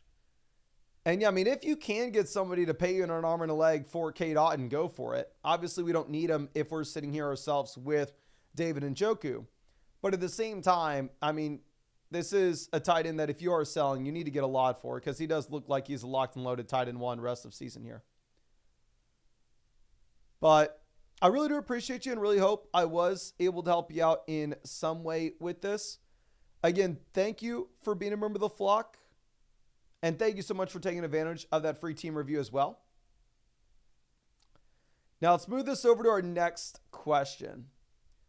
This next one coming out from a myth, always happy to see us, says, and kicker swap, I have Tucker, but can probably stream. I don't really care too much. I would rather have Evans over Pickens. You're already through one of the injured weeks with Evans, so presumably Mike Evans is probably going to be missing weeks 9, 10, and then he has the bye week in week 11, and then he'll be fully healthy. The only instance in which I'm selling Evans for Pickens is if it's like win or go home, where I just can't be thinking about the playoffs at all. Okay, let's move this over. Now, a myth coming out with another question. It says, backup running backs Bucky, so I don't know unless ETN gets dealt. I would rather have Evans over Diontae. I'd rather have Chase Brown over Travis Etienne. So I'm going to go with the Evans side here, again, relatively easily.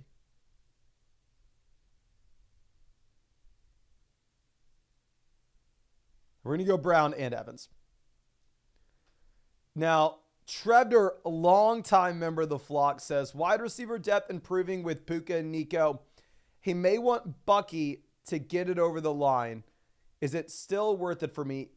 This is, let me confirm. This is a league at running back where we were rolling with James Cook, Devon Achane, Ray Davis, Bucky, Jordan Mason. I tried to give him Jordan Mason or Ray Davis instead if we could.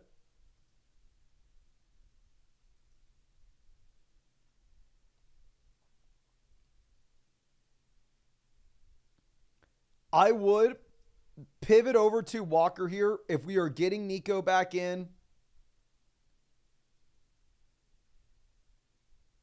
If you're getting Puka back in. We're definitely paying a premium, but when you're looking at Kenneth Walker, this is a guy that you can go ahead and pay up for. I really appreciate you. Let me hook you up with a free trade question. That way the next time you send one in, it is free, my guy. But let's move this over to our next question. Coming out from Jack. It says, yo, Mason, we have Hawk to replace Cade. Do you think this is worth it? Do you think Cade Otton can keep this up? I think Cade Otton's a mid-tight in one rest of season. I'd rather have Otton over Hawkinson.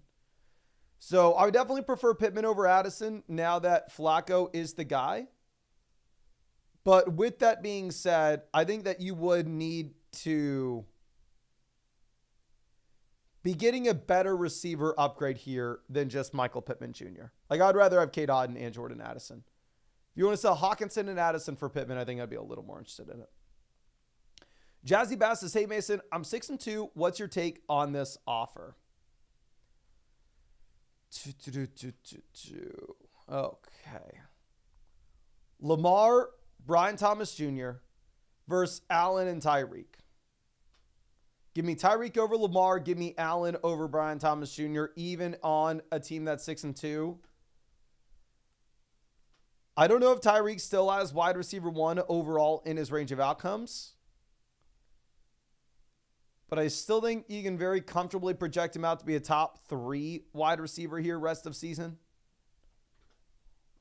I realistically don't know what we should expect with a Brian Thomas Jr. injury. I still think Allen's an elite quarterback. I don't know if he's to the same extent of, definitely is not to the same extent of what you have with Lamar. But we're going to go with Allen and Tyreek still. We're going to go Allen and Tyreek. Now, Jay-Z Khan coming out says, hey, Mason, keep being a GOAT, helping me scam my friends. Love to hear it. I'm 4-4 and my team is always projected to win, but I lose. Try to make some trades for a high-end receiver, but no one's budging. Please let me know what you're thinking of the team and what are some moves we should think with the other managers. Well, real quick, I will say that this is a team where we are far ahead of the rest of the league. It appears to be a pretty even league in general. We're looking at the teams 2 through 12. There's not that large of a gap for them in the league analyzer. But looking at us versus all the other teams, there is a decent little gap here. We are God Bless America. I actually just changed my team name in the Flock League to Fight for Freedom, because we are the last hope against the Australians. But this is a 1 quarterback format where we are currently rostering 3 QBs. So what I would do is, first thing is, I would drop either Darnold or Mahomes. Obviously, if you could trade them for something, you would. Now it's just going to be much easier said than done. But if you could go through and maybe send Mahomes as well as, I don't know, David Montgomery to go get a mid RB1, let's do it. Much, much easier said than done. Reality is you're probably going to go ahead and you're going to drop them and just figure out who you want to be backing up Daniels rest of season. Because I would say, personally, if I had Daniels at this point with him being fully healthy, I would feel comfortable not even rostering a backup quarterback in the first place. I'm not going to tell you can't have a backup quarterback here, but I'm definitely going to tell you that I would drop at least one of them. And then looking at the options of what we can pick up off the waiver wire, I think Xavier Legette's probably going to be your top name. Going over to running back, we have Bijan, Achane. So we have 2 RB1s rest of season. David Montgomery is an extremely strong option as well. You are in a situation in which David Montgomery is probably sliding into our flex spot weekly. It's a 2 wide receiver, 1 flex league. We have Brooks for some long-term upside. We have Algier as the handcuff to Bijan. It's a phenomenal running back room. Going over to wide receiver, I think Deebo Samuel, once he is back out of the bye and through these injuries, is presumably a top 10 wide receiver rest of season. With the Ayuk injury, Harrison's continuing to get better. Devonta Smith, Amari, Hopkins. Amari and Hopkins should get better as they get acclimated with these new teams. We have the elite tight end with McBride. This is a phenomenal roster. The only thing you could reasonably do with this team is, 1, sell a wide receiver depth piece and go get that upgrade in the flex. Maybe consolidate receivers where we go ahead and we sell like Harrison and Smith to go get, a mid wide receiver 1 in the range of like, I would say Nico Collins. The issue is we are 4-4 here. So maybe that's a little bit tougher. But if you could consolidate receivers and let's go through, this team has Cedric Tillman as their wide receiver 2. If you could send like a Smith and Harrison, possibly to get to Puka Nacua in this 2 wide receiver 1 flex league, that wouldn't be the worst thing in the world. Obviously, I'd much prefer selling Amari. I'd much prefer selling Hopkins. But it is much easier said than done, of course. And then going over to tight end, we have the elite tight end that you're able to start every single week regardless of the matchup. So there's nothing to really discuss there. So overall, this is a phenomenal team. I think that there's a very valid reason why it's the number 1 team in the league analyzer. I would just drop our 3rd quarterback, whoever you perceive that to be, between Darnold and Mahomes, for Legette, assuming that you're not able to sell that quarterback with another player with our roster to get an upgrade maybe at running back.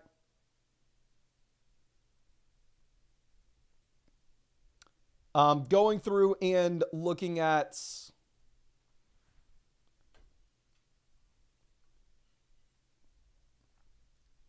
a 2-for-1 deal where we just consolidate and tier up a wide receiver. I think it makes sense. The issue is I think Debo, Amari, and Hopkins are all buy low guys, so reasonably I don't know if we can look to sell. Team's going to be great going into the future. Now that 2 is back, you're getting the bump with Achane. Now that Ayuk's out and Debo's going to be the alpha here rest of season. Phenomenal team. I think you're in a great spot. I think that there are very few moves to make. And I think really the only guy I'd even want off your waiver wire would be Leggett as well.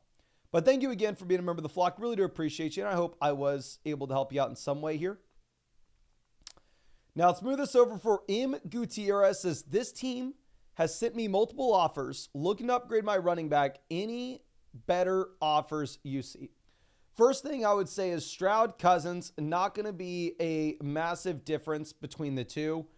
I would actually rather have Cousins in the short term, probably Stroud in the long term when Nico comes back in. But again, really no big difference. It doesn't matter. Going from Javonte or going from London to Achane, I view London as a wide receiver 1 rest of season. I view Achane as an RB1 rest of season. I don't see a massive gap between the two. It just kind of comes down to what you need. And then going over to what we have at running back with Javonte. I could see Javonte getting scaled back, knowing that it's going to be a worst slate of games going into the future for him, where previously it was a really easy game against the Saints and a really easy game in what you had against the Panthers. At running back right now, we're rolling with Jahmyr Gibbs. Wide receiver, we have Nico, Puka, Higgins, Hopkins. It's a 2 wide receiver, 1 flex league. So in that environment, I will just go ahead and I'll take the Achane and CJ Stroud side. I don't think it's like a no-brainer by any means. I mean, if you could possibly keep Javonte Williams, it would be a lot better. Maybe instead of Javonte, you go through and you give him Tank Bigsby. There, I'd be a lot more excited about going after the Achane side. But I think you can do the deal anyway when we're this strong at receiver. But Peter coming out says, considering dropping a tight end, and then defense, are we going to go with the Saints or the Commanders? Let me just pull this up real quick. You have the Commanders against the Giants. The Saints go up against the Panthers. I would rather have the Saints defense than the Commanders defense this week. Quarterback, we are going to go ahead. We will take Goff even in a tough matchup against the Packers. If you were going to drop a tight end, you drop Andrews in my mind. We're going to start Kincaid. And then the flex spot, we're just locking and loading Drake London here every single week, regardless of the matchup. Now, Drew B coming out with our next question. This is Walker versus Cook and Downs. I'm going to go ahead. I will take Kenneth Walker here relatively easily. I do view Kenneth Walker still as a mid RB1 rest of season. I'm viewing Josh Downs as an every week flex play now that you have no Anthony Richardson, James Conner as an RB2. But I mean, I just think personally for me, Kenneth Walker is a completely different tier of asset where we want to go ahead and we want to get Walker. Now, Walker King coming out says, confused on who to start. Diggs hurt bad. Hook him. Hook him Warren's my friend. Yeah, Diggs RIP. We're going to go ahead. We're going to take probably either Amari or Waddle there. Let's see if we really have to think about this. Not really, because we're going to get one in the flex spot anyway. We're going to go with Kraft over Andrews, especially with Diontae in. For the flex spots, we're going to go ahead. We're going to go Jalen Waddle. And here, if Tracy plays, you go Tracy relatively easily, especially in a decent matchup against Washington. If Tracy misses, then at that point, you're going to pivot over to Khalil Shakir. Or actually, I guess we have to consider Tillman, don't we?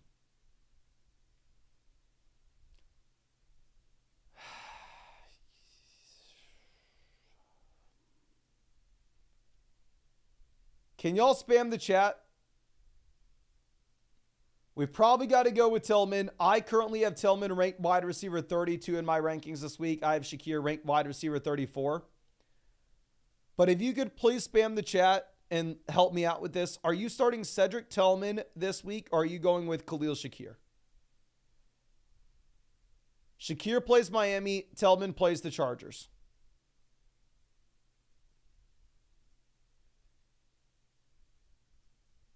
We got Shakir. Shakir. Tillman. Shakir.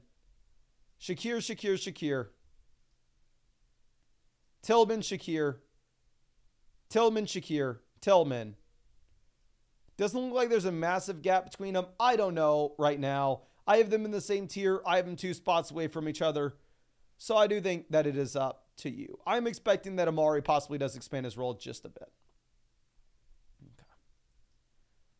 Now let's move this over to our next question coming out from JCG Access. Downs, Tillman, Rome, rest of season, in which to play in week 9.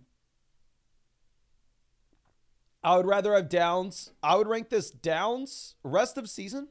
I'm going to go Downs 1, Rome 2, Tillman 3.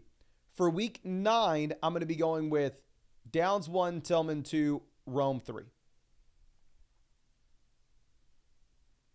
But yeah, Downs is definitely the guy you go with now that Flacco's under center. Now, W Deck says, hey, Mason, just wanted to say your streams are great and you helped my fantasy team 7-1. Thanks to you, boss. No, thank you so much. I promise you there are a lot of other people that watch me that are 1-7. If you are 7-1, that's on you, my guy. Congrats. Really happy for you, and thank you so much for the support. I really do appreciate it. And let me hook you up with a free start sit question as well, just in case if you have anything that you want to send my way, you can. But let's move this over to our next question coming out from Mofa says, possible depth to package for a better running back. We're getting Nico back in. Let's see.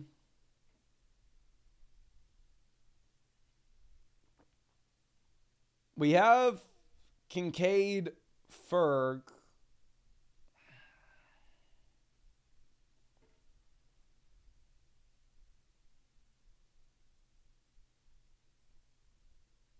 So with that in mind, I don't know if you put this in backwards, where this is the they receive side, this is the I receive side.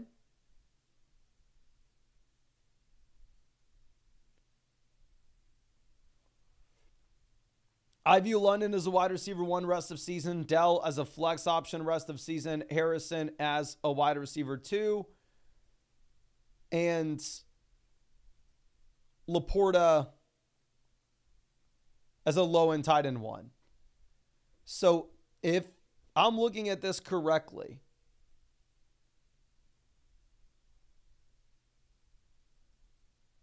where we have Kincaid and Ferguson here, I would probably prefer London. If we have Kincaid and Ferguson, effectively Laporta is a 0 for me. And I'd rather have London over Dell and Harrison. But I'm a little concerned that maybe that was put in wrong. But Bank, always happy to see you. My guy, I am going to be going with Chase Brown over Ladd McConkey rest of season, especially with this being a 2 wide receiver, 1 flex league. If this was Dynasty, obviously we could go with Ladd. While Ladd had himself a phenomenal day this past week, I'm not like 100% locked and loaded into calling him a must-start player every week going into the future, where you did only have 6 targets. I'm hoping the target volume continues to increase. I have him in the flock league, so it helped me out a ton. But you could also get these other additional depth receivers in here for Los Angeles, and it could spread out the target distribution even a little bit further. But next question coming out from Bank. This is Brown versus Dell. I'm going to definitely go with Chase Brown over Dell. Like, I think I would prefer I don't know. I mean, if I was looking to sell Chase Brown for a receiver, I'm wanting like the Waddle range. I would want Waddle. I would want like Devonta Smith. I would want a wide receiver that I could confidently call a wide receiver 2 rest of season.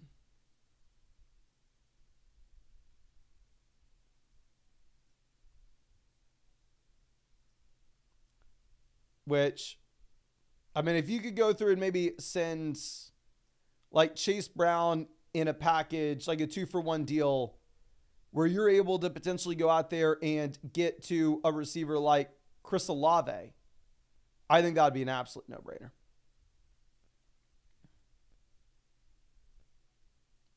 Let's move this over to our next question. This one coming out from Easy E.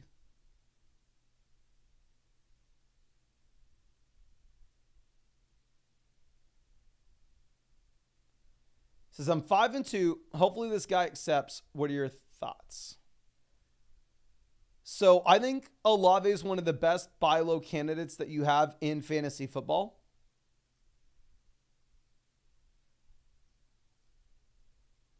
But with that being said, for me, the pivot from AR to Flacco helps Taylor as well, because I think we get more checkdowns. I think you get less rushing touchdowns vultured.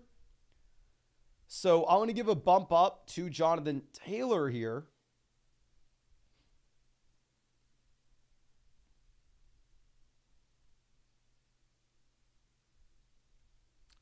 So I think it'd be a tough spot for me to go through and tell you to take the James Conner and Chris Olave side. Like, I'm viewing James Conner as a locked and loaded RB2 rest of season. I'm viewing Chris Olave as a high-end wide receiver 2 rest of season. I'd probably just rather have the RB1. The only hesitation I have with this is it is a league in which depth does matter a little bit more. So I think you could make an argument for either side. Can y'all please spam the chat? Would you rather have JT or James Conner and Olave? Please spam the chat. JT or James Conner and Olave. What side are you going with?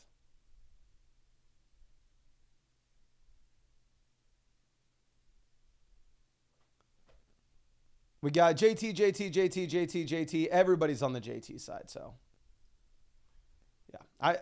That's where I'm at. Like I said, it's not the easiest call in the world, but I would make it. But TFES Rob, longtime member of the flock, excited to check this out for you, my guy.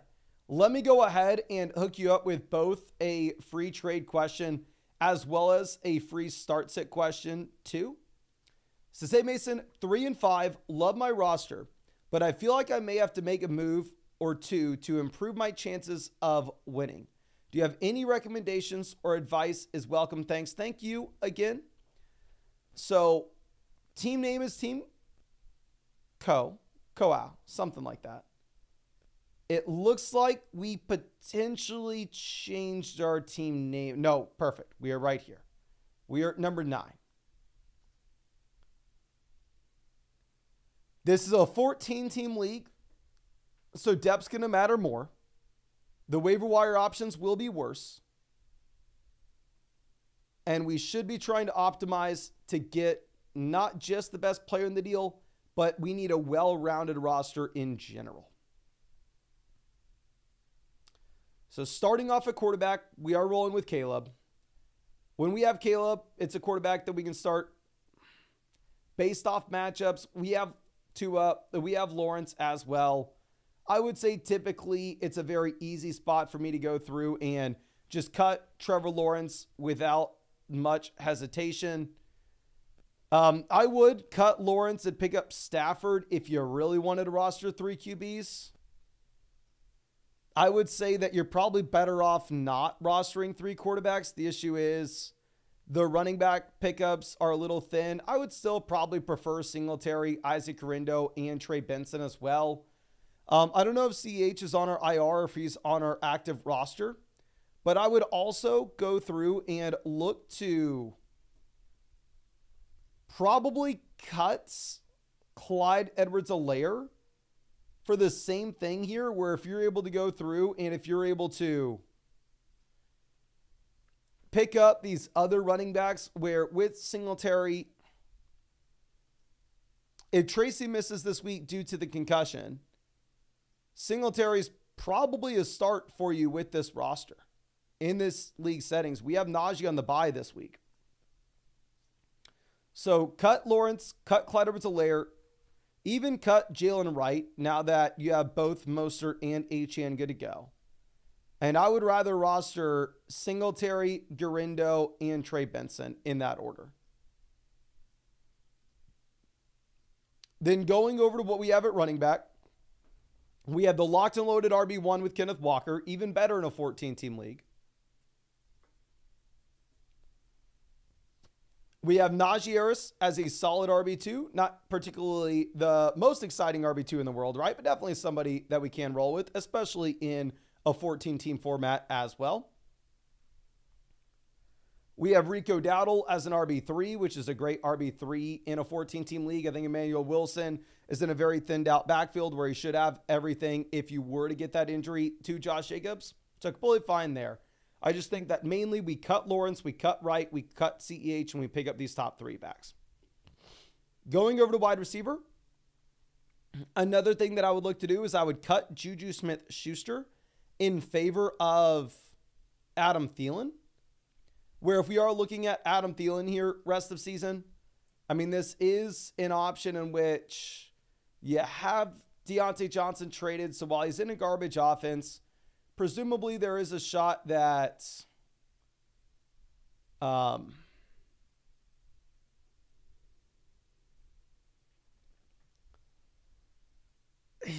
he sees the targets. My bet would be on Leggett, but Leggett's not on your waiver wire. We have Kincaid over there at tight ends. I'm not going to bother picking up a backup tight end. We'll just do it when we get to week 12 for the bye. So right now what I do is I cut Lawrence, I cut Wright, I cut Clyde Edwards-Helaire, I cut Juju in favor of picking up Singletary, Thielen, Gurindo, Benson. And then if we're unable to get those, I would still make those cuts. And instead, I'd be looking at guys such as maybe a Matthew Stafford and Ezekiel Elliott. And then I actually need to move Sean Tucker down in the rankings because I'd rather have Blake Corum and Kamani Vidal over Tucker as well. But just my thought process with these cuts, Lawrence, I don't see where the ceiling is now that you have the injuries in that wide receiver room. Clyde Edwards-Helaire, I don't see where the ceiling is. Jalen Wright, I mean, even if Achane were to go down, Mostert's still there. Juju Smith-Schuster injured, and now they bring in Hopkins. So I think you can find better waiver options while at the same time it may be difficult to make a trade here in a 14-team league where we need to hold on to our depth.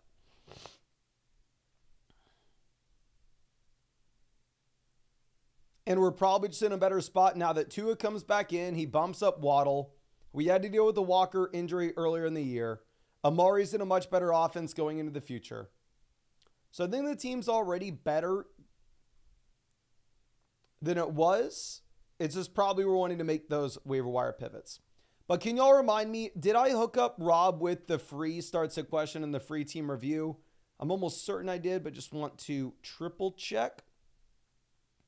But again, thank you so much for being a member of the flock, my guy. I know you've been with us for so damn long now.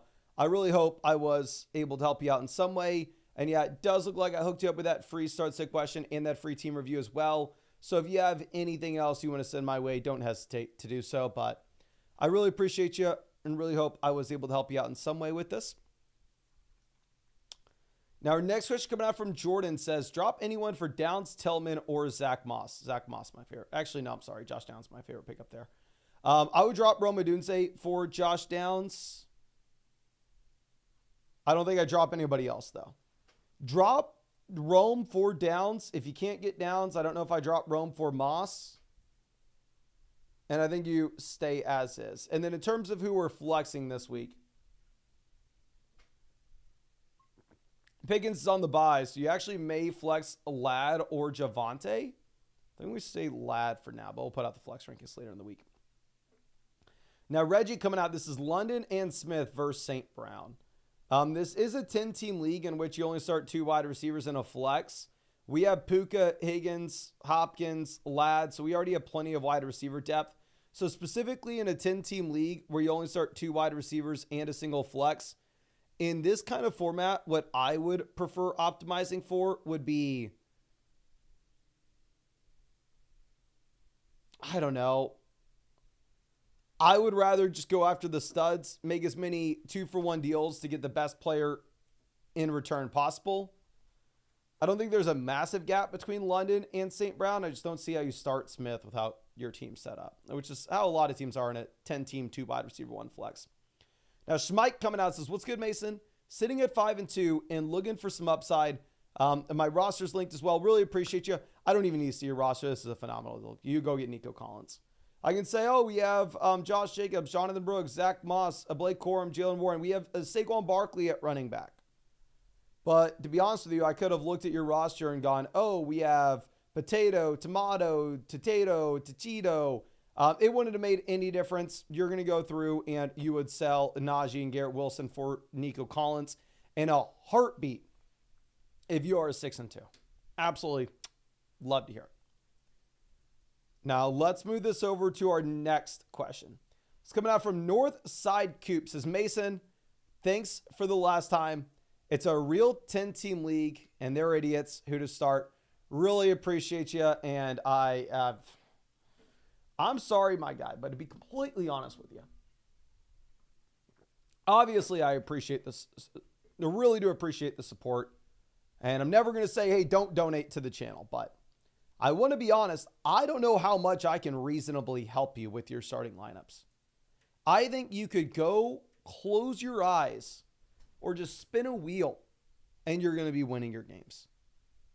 Like, realistically speaking, Brees versus Achane. We go Brees. Insane, but we do it. Wide receiver. Puka, London. These are the two names we're looking at, Puka and London. London, you have one of the highest implied team totals of any receiver in the NFL this week with 27.25 points. I'd probably go London over Puka this week, but it's extremely close. We're going to go McBride over Hawkinson relatively easily. And for the flex, I'm going to go Achane. Really, the only thing that I'm not confident in is Puka versus London. Obviously, Puka looked so much better this past week. I just really like the matchup for London and really like what the game environment should be. It's going to be, it's super close. I think you could flip a coin. Between them. Now, Cali Kid, always happy to see you. Coming out with our next question, which this next one is, if this will load. Let me refresh this real quick. If you have any questions in the live chats, you can drop them now. We can try our best to get to them.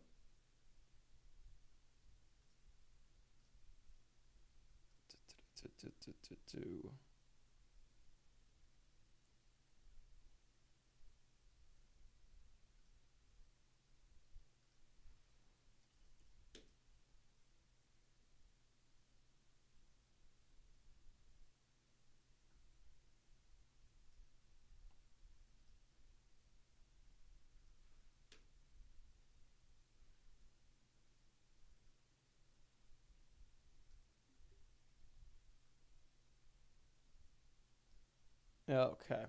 Ray Garcia says, should I drop Jordan Mason and add Tillman for the waiver wire? I probably would not drop Jordan. If you have Jordan Mason, I'm not dropping him. Because there is a world in which CMC is not back next week and Jordan Mason's shoulder is healthy. And if that happens, I project Jordan Mason as probably a low-end RB1, high-end RB2. So, if you have Mason, I'm not going to drop him. Obviously, things are not trending in the right direction. But it looks like we are back. Dear God, that was scary for a second.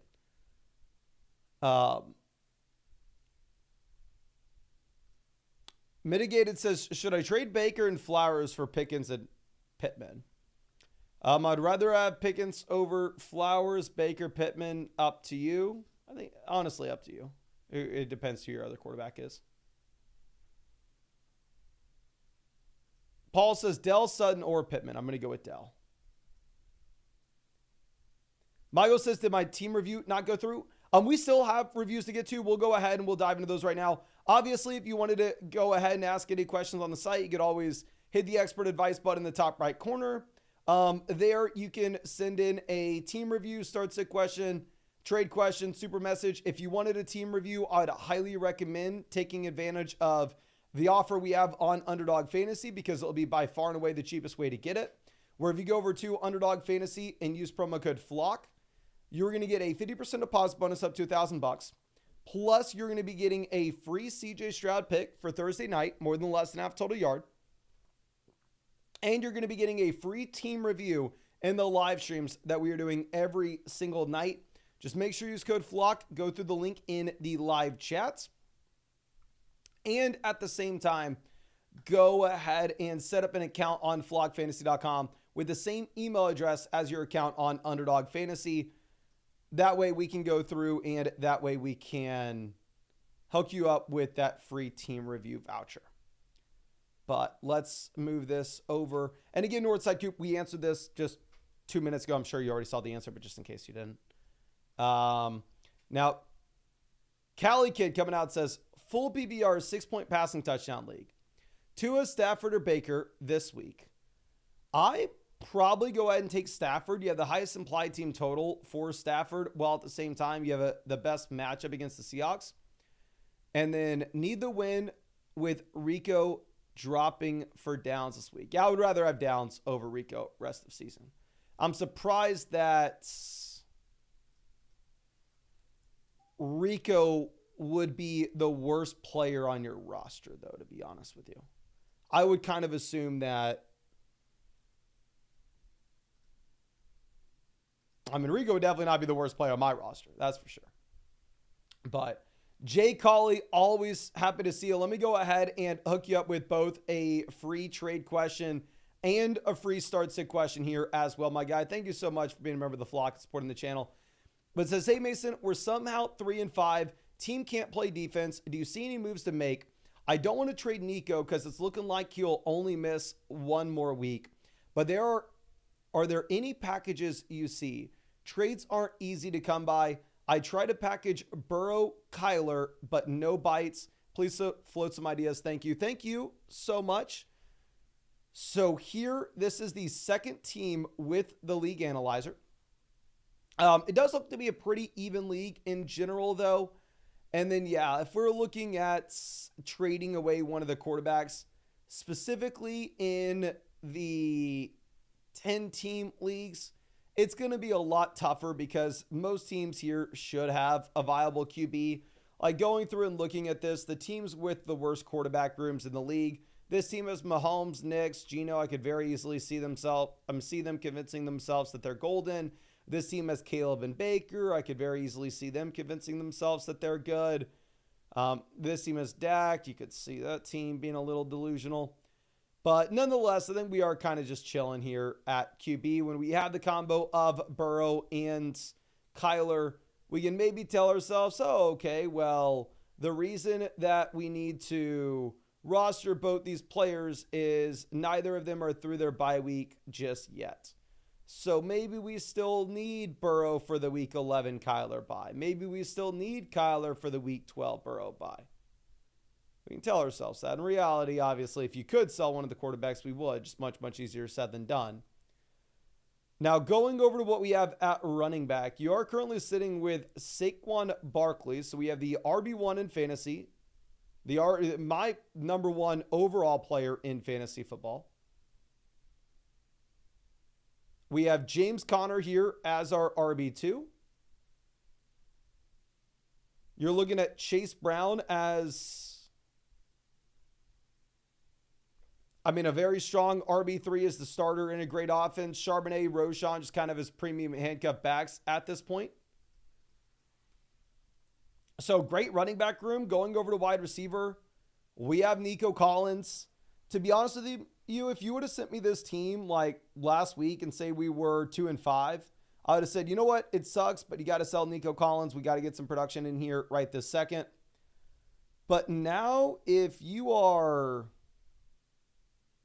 this far in,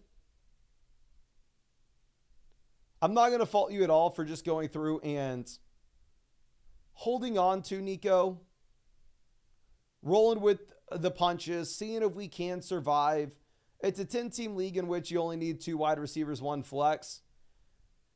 Wide receiver depth, we have Wilson, Amari, JSN that we can't start. Diontae getting traded. I mean, if you could find somebody that's excited about Diontae Johnson and potentially sell like Diontae Johnson and Nico Collins to go get a player that's already through their bye week and not currently on the IR.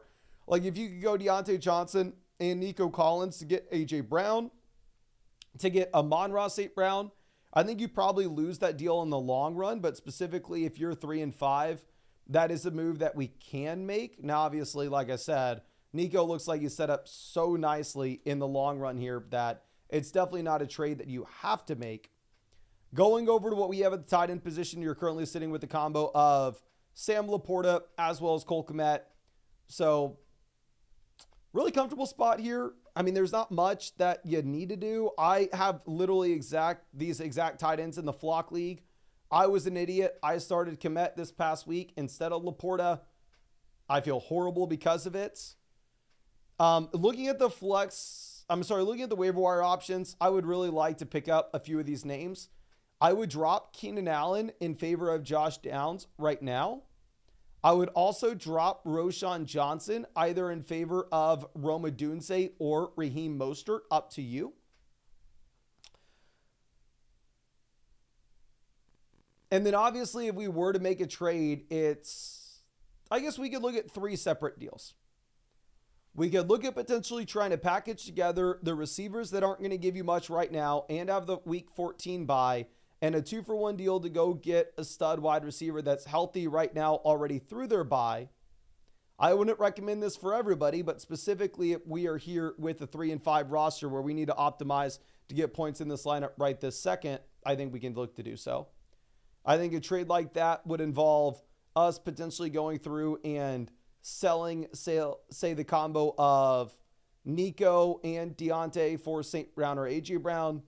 Option 2, of course, is us potentially going through and looking to offload one of the quarterbacks, whether that's Burrow or Kyler, maybe with a receiver such as Amari to go get that top-end flex upgrade.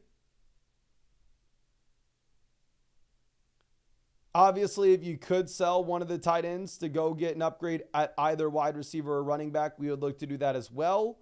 The issue is with the quarterback and the tight end deals, specifically because this is a 10-team format, expectations would be that most people aren't wanting to make a deal with you. You're more likely than not just kind of going to be stuck as is, where everybody feels comfortable enough as with their quarterback and with their tight end rooms.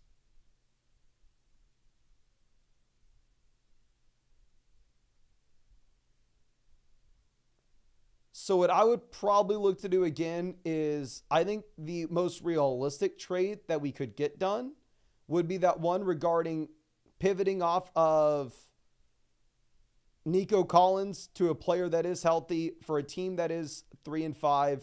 I think that is viable, as well as potentially going through and looking to move off of guys like Keenan Allen, Roschon Johnson at the very bottom end of this roster, and maybe instead pivoting over to options such as Josh Downs, Rome Odunze, Raheem Mostert off waivers.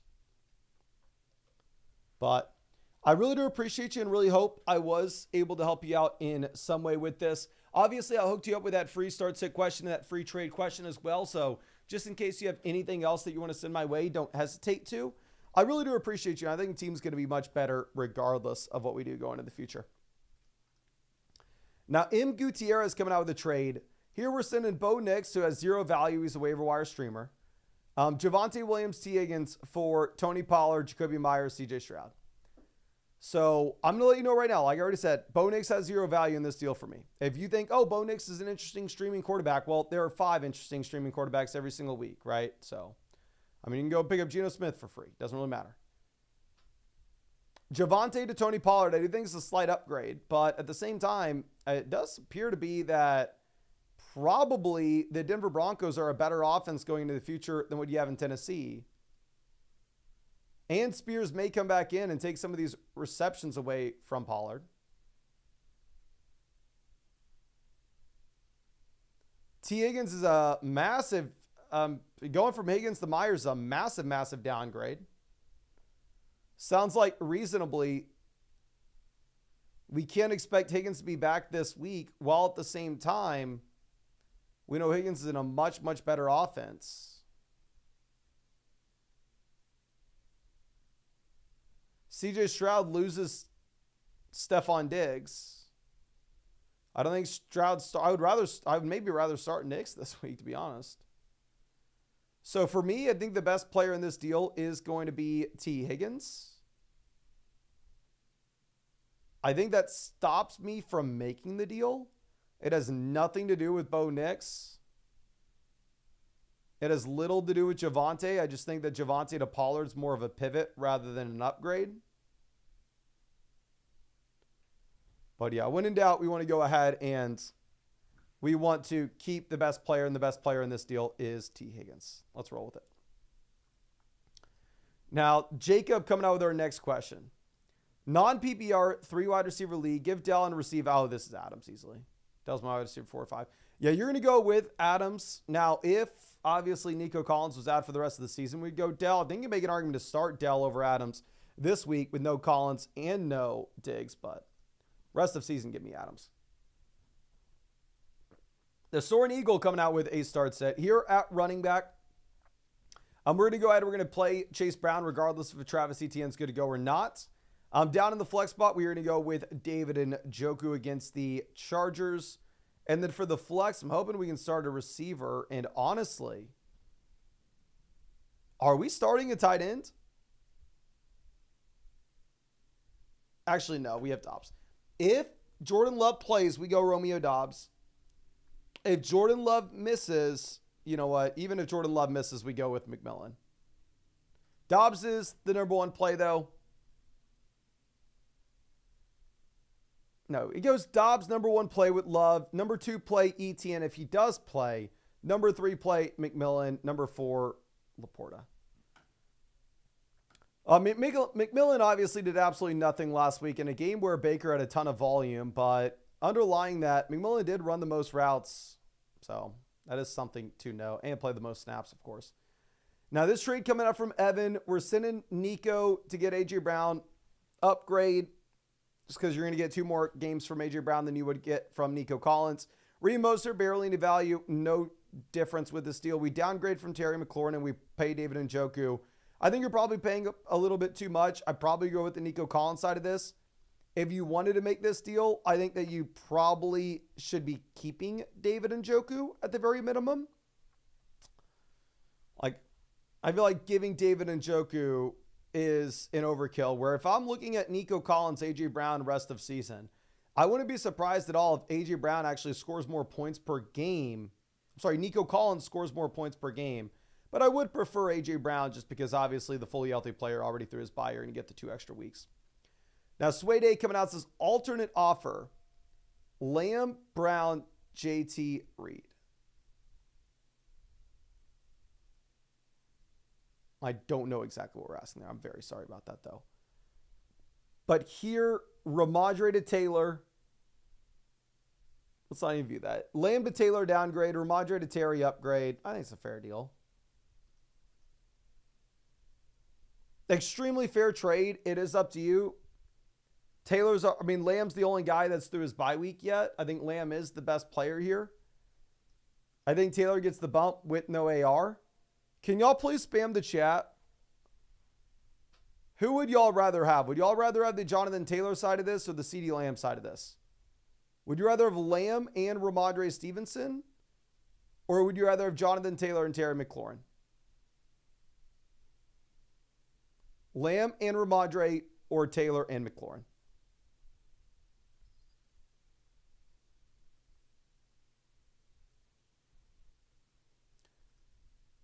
We got JT, Lamb, JT, Lamb. Happy to see it, April. Happy to see it, Teresa. JT, Lamb. I think it is close. I think you probably go ahead and you take the JT side because I would very easily prefer Terry over Ramadre. Maybe I am a little bit too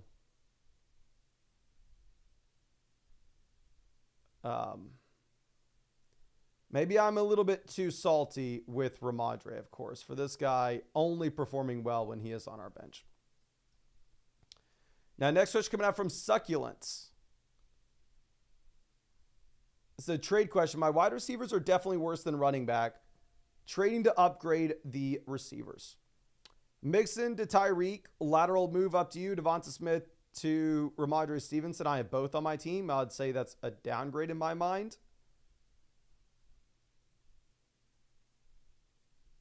So for me, I would rather have the Mixon and Smith side. But again, I could be just not giving the respect Ramondre Stevenson deserves. I've just seen every single game the Patriots lose outside of the Seattle game where it goes to overtime. Ramondre Stevenson do absolutely nothing.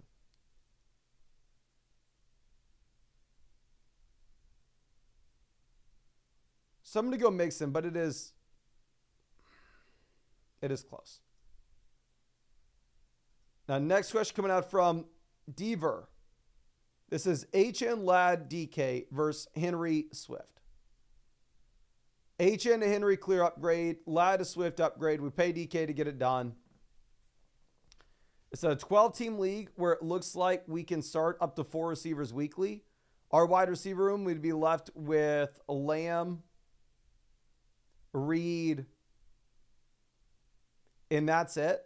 So in like a 10-team, 2 wide receiver, 1 flex format, I would say that I probably want to go ahead and go with the Derrick Henry side of this. But specifically with these deeper lineup requirements where wide receiver depth actually does matter a little bit here, I would prefer HN and the receivers. Now, Andrew B says, would you trade Pollard Dell for Debo or Robinson Dell for Debo? I would trade Pollard and Dell for Debo in a heartbeat. And we'll still have Breece and Swift as our other guys. Then, yeah, we're going to go ahead and we will take Debo Samuel for Pollard and Dell. You're going to get Spears back in soon. You're going to get Nico Collins back in soon. And then at that point, I think that you should just lower expectations dramatically with, really both Pollard and Dell. And Debo Samuel looks to be a top 10 wide receiver rest of the season with no Ayuk. Now, Parish coming out. Always happy to see it. Says Kyler, Bo Nix, Flacco, or Darnold this week. Thank you. Thank you. I'm going to go ahead. I'm going to take Kyler, assuming it's a 4-point passing touchdown format. Wouldn't be surprised at all if we do see some regression here, but still with Kyler, you do have all the rushing upside in the world. Running back, I'm actually going to go with Madison this week over Hubbard. Madison has a really good matchup. His offense projects to be better, and the workloads are similar. And the wide receiver, we're very easily going to go with Devonta Smith over Leggett. I have Leggett in a ridiculous amount of underdog drafts, though, so I kind of hope that Leggett crushes. Okay. Now, Frank the Tank coming out with our next question. So should I keep my team or trade? We have Hall, Henry, JK, Chase Brown, Dowdle, Hill, Puka, Olave, Pickens, and Ladd. Okay. We go ahead and we get Alvin Kamara here relatively easily here. At this point, you're able to go through and you're able to throw in Derrick Henry RB1, Breece Hall / Alvin Kamara RB2 and flex. No brainer. No brainer. Now, go Utes, Tommy. Always happy to see him. This is Taylor, DJ Moore, Drake London versus Kyron, Dobbins, and Debo. Taylor to Kyron, give me Kyron. London to Debo, give me London, but it's close. DJ Moore to Dobbins, give me Dobbins. I'm going to go with the Kyron, Dobbins, Debo side. I know everybody's screaming, oh, Debo Samuel's injury prone, Debo Samuel's injury prone, blah, blah, blah. I think this is the perfect And I mean the perfect week for this bye, where Deebo Samuel can get healthy and Deebo Samuel can come out of the bye week looking like possibly the receiver with 20 to 25% of this team's target share in San Fran. Now, McCollum, always happy to see us. Says, hey man, midseason analysis. Let me refresh this here so we can get your question to the top. Midseason analysis. I traded for Rashid 3 days before he got injured, so I've been trying to recover via trade offers and grinding waivers, but my league is mostly too cautious right now. Do you think these guys will turn it around with Mahomes, Brooks, Chubb, Dak? And what move should we try? Thank you, Mace. Thank you so much. Looking at this team name is Dumpster Fire here. We are currently 7th in the league analyzer. Looking at this, though, really the teams 2 through 7 are relatively close. Like, there's a larger gap between us and team 8 than us and team 1 if you're looking at points. Obviously, these points here that are kind of arbitrary, but you get the point. Value points. But let me hook you up with both a free trade question and a free start set question as well. This is a 12-team format where you can start 4 receivers weekly, so the wide receiver depth should matter a little bit more. We're 5-3. Okay. So we're 5-3. I guess we don't need to be as concerned as maybe we initially thought. Right now we are sitting with Dak Prescott, Patrick Mahomes at quarterback.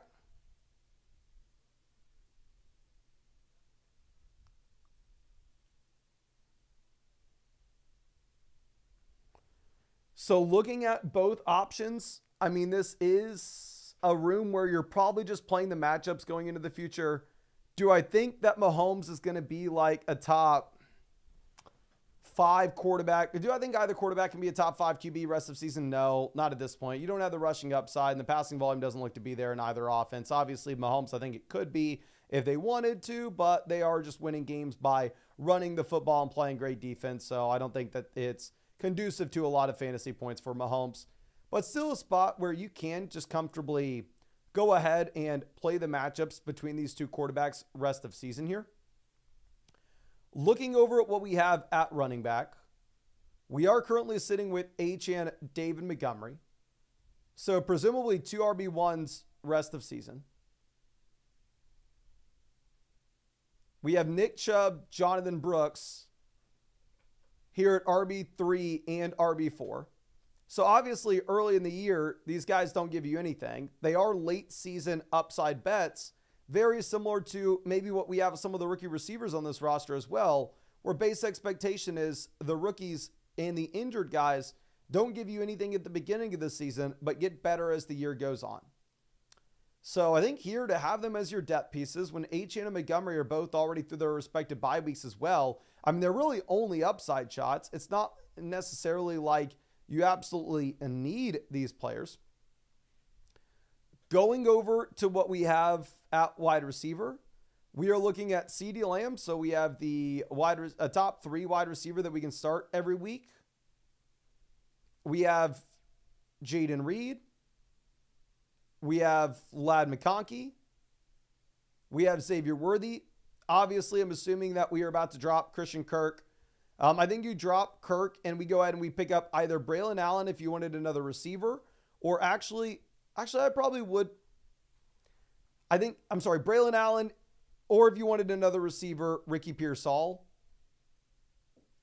I mean, I think it's a close spot here. If it was a 2 wide receiver, 1 flex league, I would highly recommend going after just the running back that's an injury away from coming out and making a big time difference. And you know what? I actually probably would pick up Braylon Allen because he plays on Thursday night. So we will get the confirmation on if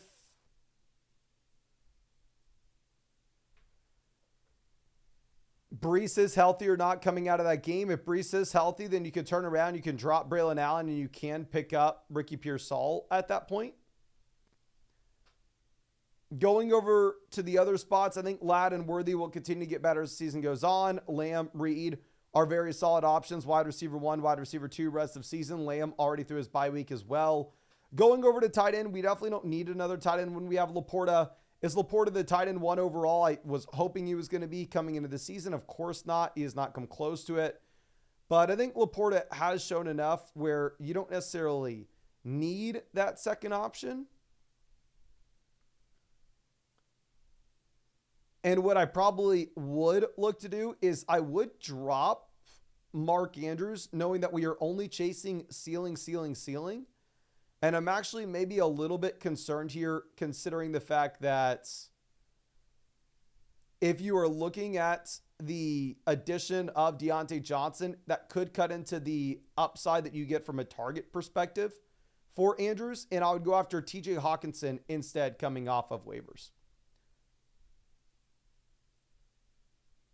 So I think I'm going to go ahead. I'm going to cut Kirk. I'm going to pick up Braylon Allen. If Breece is healthy coming out of the game, then we go ahead and we turn around. We cut Braylon Allen, pick up Ricky Pearsall. We cut Andrews. We pick up TJ Hawkinson. We are just playing the matchups going into the future between Dak and Mahomes.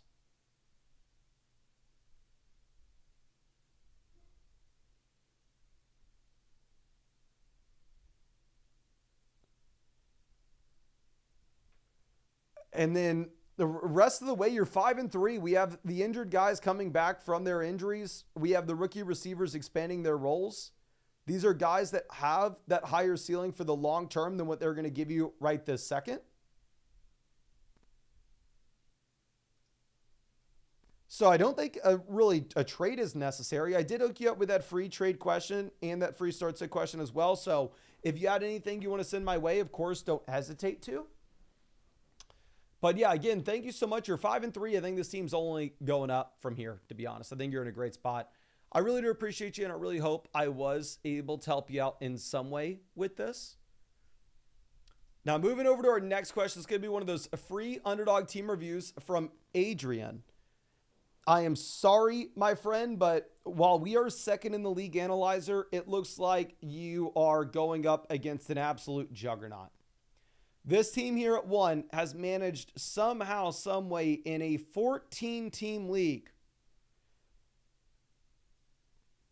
to go ahead and look at Barkley, Bijan as their top 2 running backs and their top 4 receivers, Lamb, Chase, Neighbors, Wilson.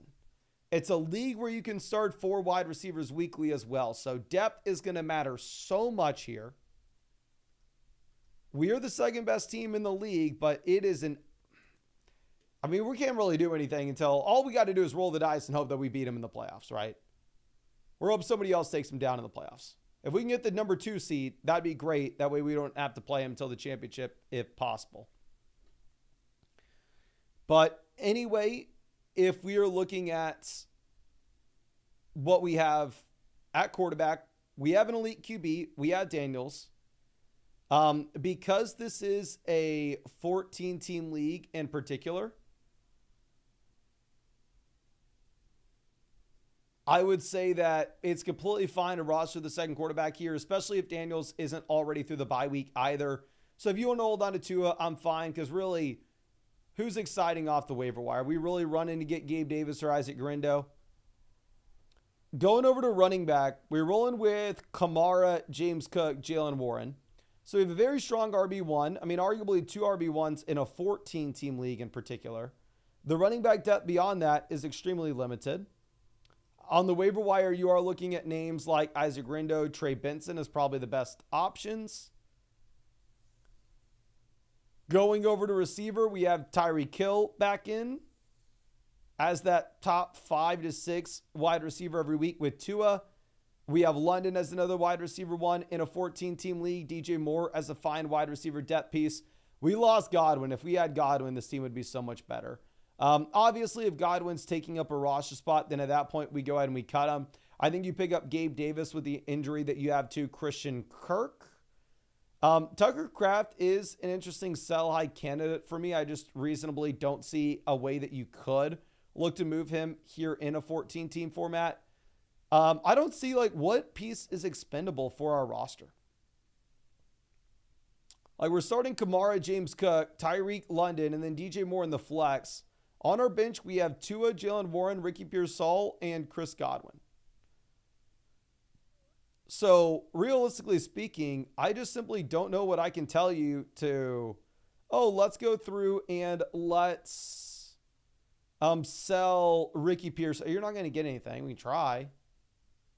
I don't think anybody's going to go out there and pay up a high price tag. If you could sell Ricky Pearsall and DJ Moore, go get a wide receiver upgrade, backfill with Gabe Davis for free off the waiver wire, you would.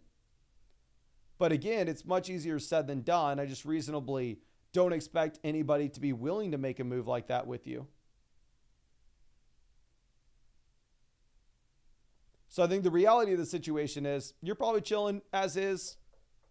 Probably cut Godwin. You pick up Gabe Davis if we can, and we try to find a witch in the middle of the woods that can put a voodoo curse on baby back Gibbs and Lamb, because we need to figure out how we could potentially take this team. I mean, if you can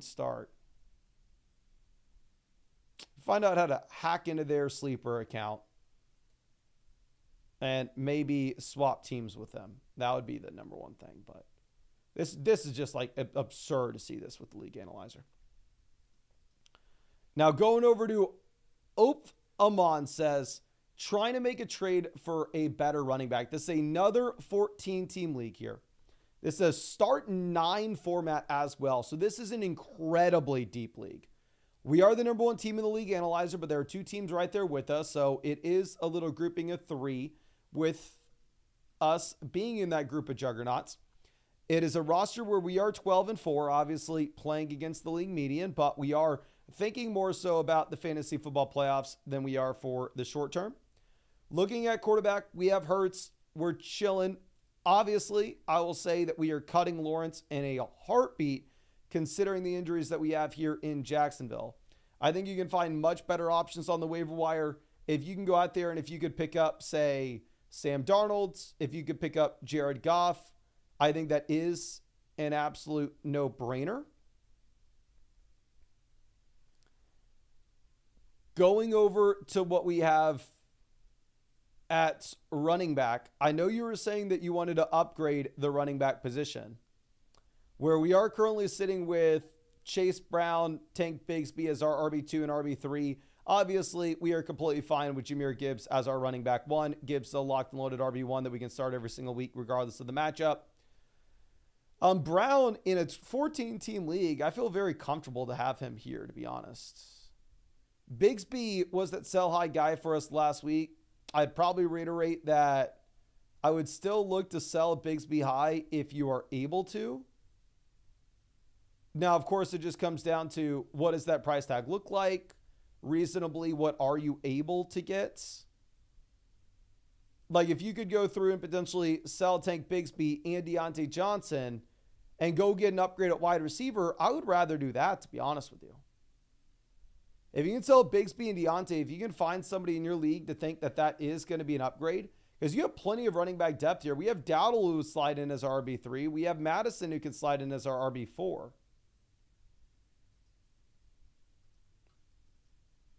Looking at the waiver wire options, nobody is super interesting there. Wide receiver, I would drop Adonai Mitchell. I'd pick up Adam Thielen. Obviously, this is under the assumption that this is a redraft league. Wide receiver, the depth isn't great, but like I said, I think maybe you could sacrifice some running back depth here to go get that upgrade at the wide receiver position. We have the elite tight end with Bowers that you're able to start every single week regardless of the matchup. So I think you're in a very comfortable spot here with this roster in general. My main things that I'm going to be looking to do, however, is see if we can potentially sell Bigsby and Diontae to go get a wide receiver upgrade, cut Lawrence, go pick up either Darnold or Goff, and then cut Adonai Mitchell and also pick up Adam Thielen. But I really appreciate you and really hope I was able to help you out in some way with this, my friend. But let's move this over for Derek. Always happy to see us. Says 5-3. Would you rather have Jennings or Leggett rest of season? I would rather have Jennings over Leggett rest of season. I think you have a much higher ceiling and a much better offense. For the sake of my underdog teams, I'm really hoping I'm wrong, but with how bad Bryce Young looks in Carolina here, I don't see what the true upside is for what you get with Mr. Leggett. Now, Coop coming out says, Zay Nico manager needs wide receiver help. I need a wide receiver 1. Are there any other options? What does code FLOCK apply to? If you use code FLOCK on flockfantasy.com and you sign up for an annual Mother Flocker subscription, you'll get a free trade question, a free start sit question, and a free team review from me every year. Plus, you'll get the 30% deposit bonus. Plus, you'll get free merch every year as well. If you use code FLOCK on Underdog, then you're going to get the free team review on flockfantasy.com with a $10 deposit. So I don't know if that's what you are asking, but I really appreciate you. Here, this is going to be a dynasty trade. Obviously, JSN is going to be a little bit younger than what you have with Nico. JSN, Higgins, and Nico are all wide receivers that you can build around for years to come. But I think Diggs may just be an absolute zero here in Houston. Obviously, sucks for Diggs. I mean, going through and taking the gamble on himself without the long-term contract. But now going into the future, I mean, Nico is still just the franchise QB1 here, playing alongside one of the best, franchise number 1 receiver playing alongside one of the best quarterbacks in the league. So yeah, I think you go ahead. I think you take Nico Collins. I would do it with or without the 3rd round rookie pick, to be honest. Now, Berea coming out. This is a trade where we send Hurts to Daniels, lateral move, up to you. Lad McConkey to Terry McLaurin, upgrade. Chase Brown. For me, I think you're paying maybe a little bit too much. I mean, I would love to go through and make this deal if we can keep Chase Brown. But I still think Chase Brown has a very high ceiling as a starting running back in a very good offense going into the future. Now, CDTD going out and trading Diontae for Tank Dell. I would rather have Dell rest of season here. I mean, Diontae, I think you're the wide receiver 2 in a rush first offense with Lamar. Dell, I think you're the wide receiver 2, probably in a rush first offense with Stroud. But at the same time, you're not seeing the tight ends take the same type of target share that you see in Carolina. Now let's move past this. I'm very sorry. What we're going to do real quick is we're going to skip by the roster reviews. Let me get to the start sit questions and the trade questions first. De Niro says, trade ideas rest of season. Really trying to win this week. Well, let's look at this. Quarterback, we're going to go with Kyler. Wide receiver, we're going to go ahead. We will take Olave for sure. Flex, you're going to jam in Smith. And if you really, really needed to win this week, you use Brian Thomas in a 2-for-1 tier up. Love Thy Neighbors coming out. This is Jacobs, Puka versus Alvin Kamara. I'm going to go with the Jacobs and Puka side. I'm viewing Puka as a wide receiver 1 rest of season. Jacobs is a high-end RB2. Obviously, Kamara is a running back 1 rest of season. Kamara is the best asset in this deal. You know what? I changed my mind. Is this really an 8-team league? Okay, this is an 8-team format. Wide receiver, we have Chase, Neighbors, Olave, Lamb. So in 99% of leagues here, I'm going to go with Puka and Jacobs. But here with this being an 8-team format, just go ahead and just pay up and get the best player in Kamara. Now, Ginger Baby says, pull the trigger on this. My wide receiver core is mid. This is a dynasty league where we're shipping off Metcalf for Walker. I would rather have Walker in dynasty. Let me go ahead and screenshot this real quick.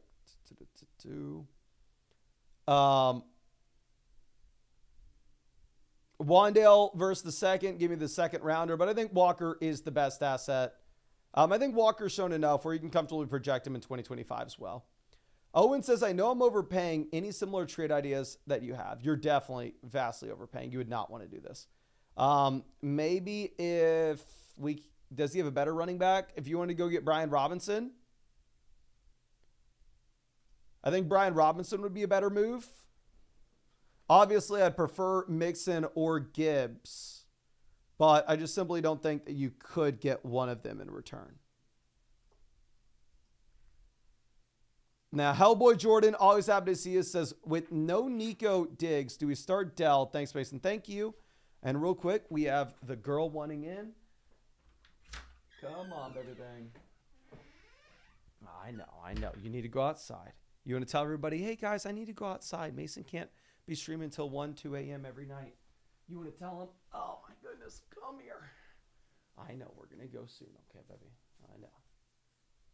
You're a good girl. They're over there. You want to tell him? You want to tell him that we got to go? I know. You're a good girl. You're a good girl. Okay, let's get you off. I know, baby. Oh. Somebody wants to go outside, but we'll let her out in a minute.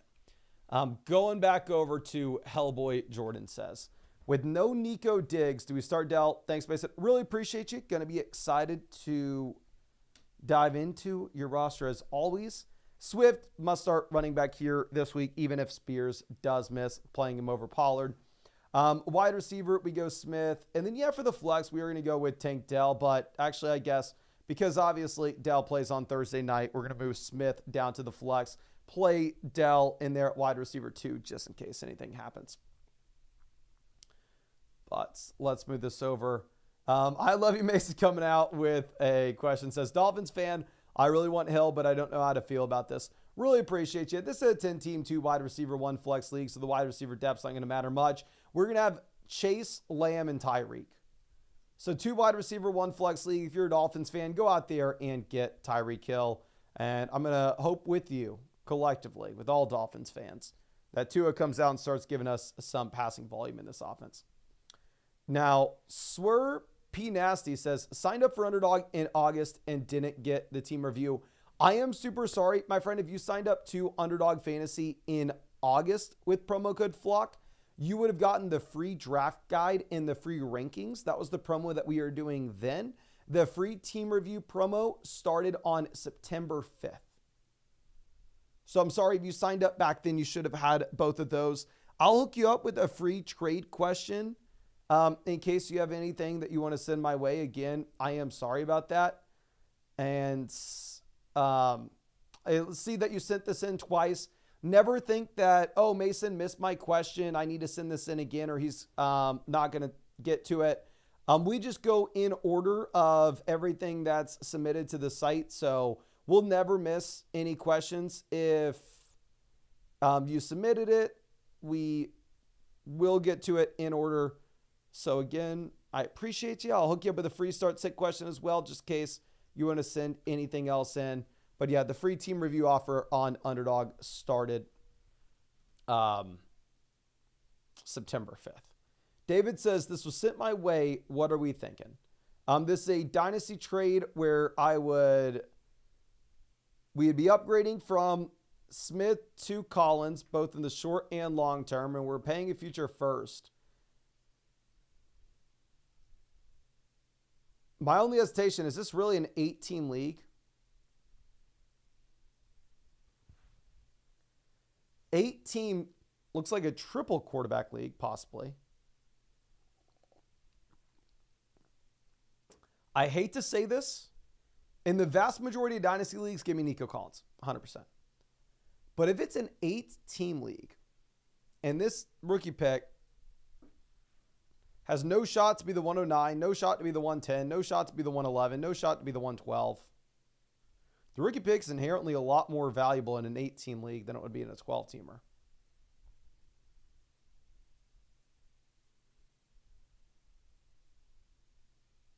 So I think you maybe pivot over to the first just because of the league settings. But if you were a super strong contender and you're like, hey, this puts me at the top, you can go for it. And yes, the princess laying under the desk right now is a Great Pyrenees. She's a Great Pyrenees, if anybody was wondering. But let's move this back over. And I know I'm skipping over all the team reviews right now. I promise you I'm going to get to the team reviews. I just want to get to the start set questions and the trade questions right this second. It's coming out from Mavium, says, full PPR, good wide receiver depth. We have Chase, Jefferson, Kupp, Neighbors, Wilson. Not strong running back wise. Is it worth it? This, in the vast majority of leagues, I think could be a difficult thing to do. But if this is correct, the way that the league settings are filled out, that this is a 6-team league, then yeah, we just go ahead and get the best player in Derrick Henry. You have Justin Jefferson, Jamar Chase, Cooper Kupp, Malik Neighbors, Garrett Wilson. Garrett Wilson's our wide receiver 5. So yeah, in a league that's this shallow, it does make sense. Just go get the best player in Henry. Now, Bam, we'll get to the question in a second. I'm sorry. Tex Radar coming out says, currently 5-3. What are your thoughts on this trade? We have Nico. So going from Njoku to Kittle, massive upgrade. Going from Waddle to Evans, clear upgrade. Going from Pickens to Adams, clear upgrade. I think you upgraded every single spot. We are 5-3. So we can afford to wait for Evans and Collins in the long run. So 100%, you go ahead and you make this move. Obviously, it puts us at risk for maybe falling to 5-4, maybe falling to 5-5. But you have the luxury of being able to go through and optimize for that long-term upside. Now, Drewby coming out with our next question. This is Walker Flowers versus Breece Worthy. Walker to Breece, lateral move up to you. Flowers to Worthy, lateral move up to you. I mean, you can see where we have these guys in our rankings. I have Walker and Breece 5 spots apart. In the overall ranks, I have Flowers and Worthy 4 spots apart in the overall ranks.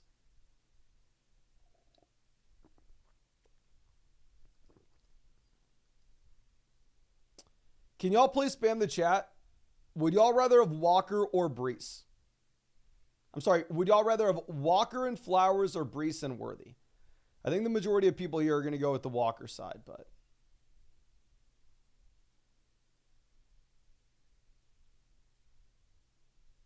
for me, I just realistically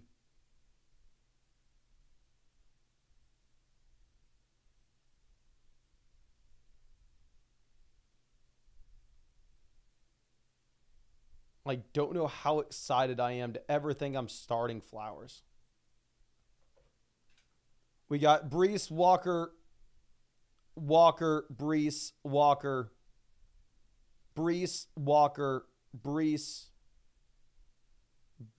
Walker, Breece. Yeah, I think I'm with y'all. I think I'll go on the Breece side. If you wanted to go Walker, I'm not going to fault you at all. It's a 50-50. It's a coin flip.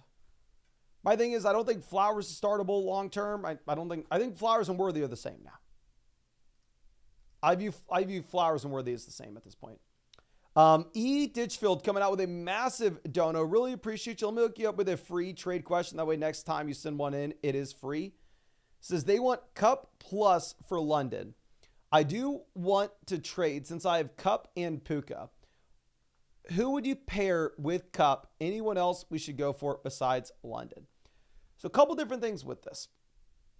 One, I don't necessarily think you need to view it as, oh, I have Cup and Puka on the same team, so I need to get rid of one of them.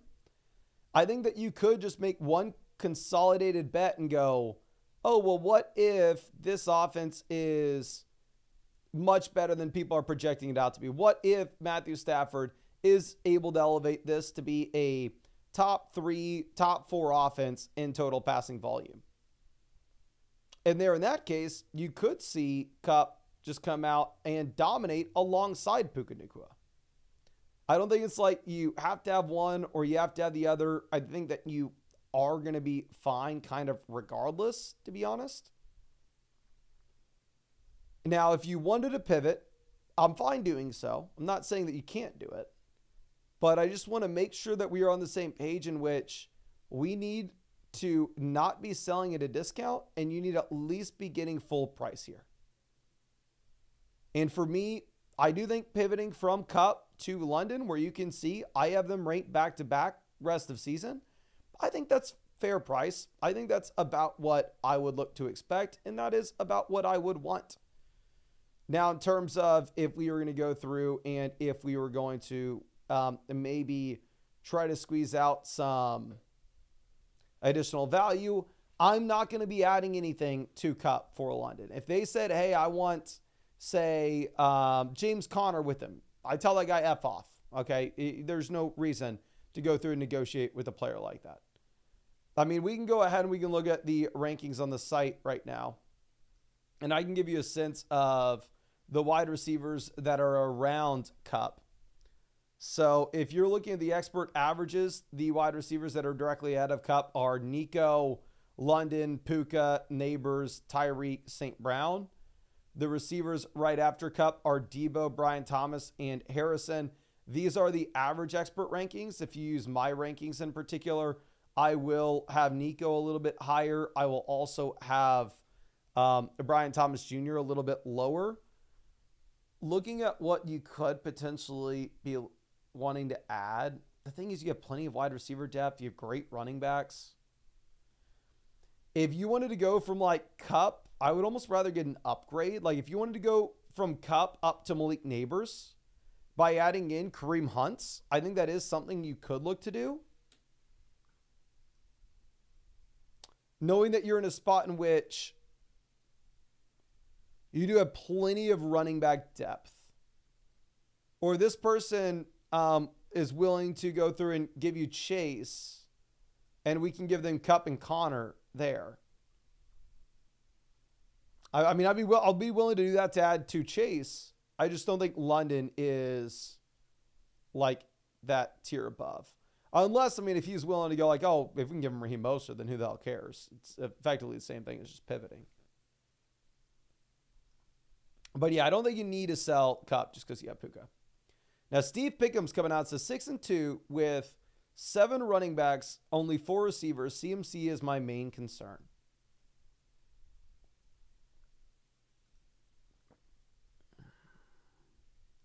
We have Jordan Mason too, so CMC's not back. We at least have Mason. We have Dobbins. We have Mixon too. We have Mixon, CMC, Chubb, Dobbins. You're fine. I think I would rather have Puka Nacua over James Cook rest of season.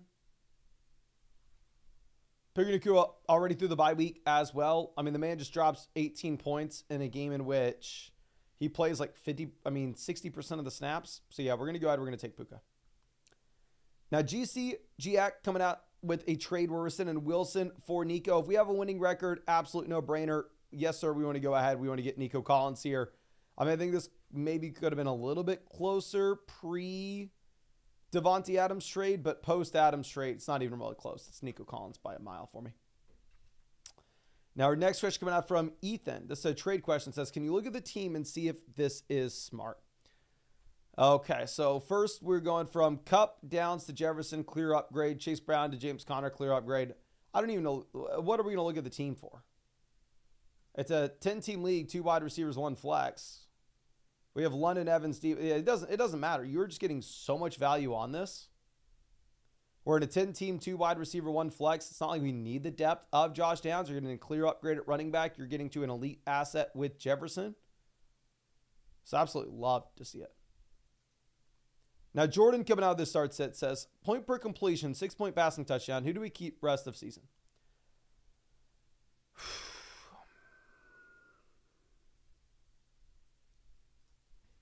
I still go Stroud rest of season. I would rather start Stafford this week over him.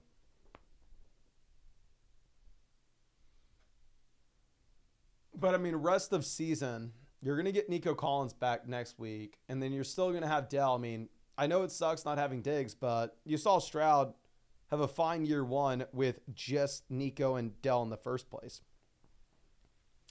So, yeah, I think we go ahead and I think we take Stroud. Now, Noah coming out with a start set says, should we start Dobbins or Cedric? Oh, it's J.K. Dobbins, not even close. You go J.K. Dobbins over Cedric Tillman. I really haven't looked to see if there are many underdog picks out right now, just because typically on like a Tuesday there won't be. Do they have a Tillman one out? No, they don't. Do they have a Dobbins one out? Dobbins, you just have such a high floor here.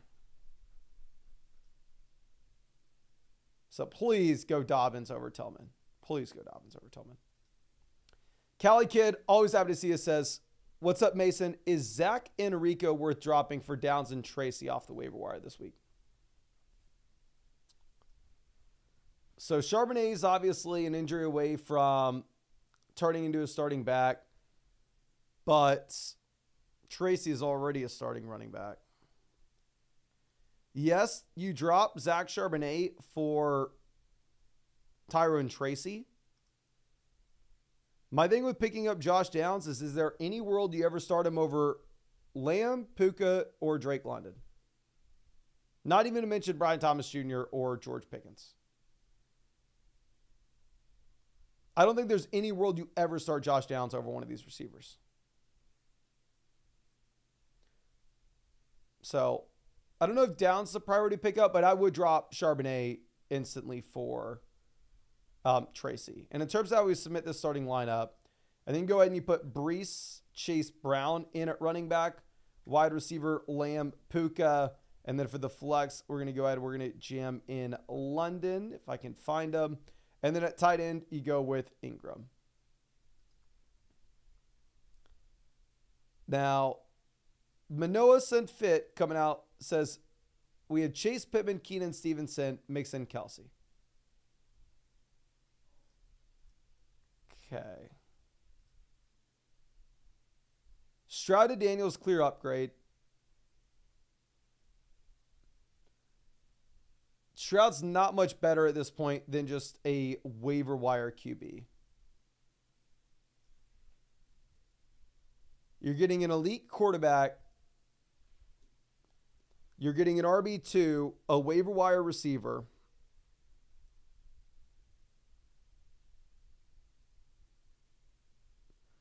But Tillman could potentially be startable for your roster because our wide receiver 2 you're listing out is Pittman.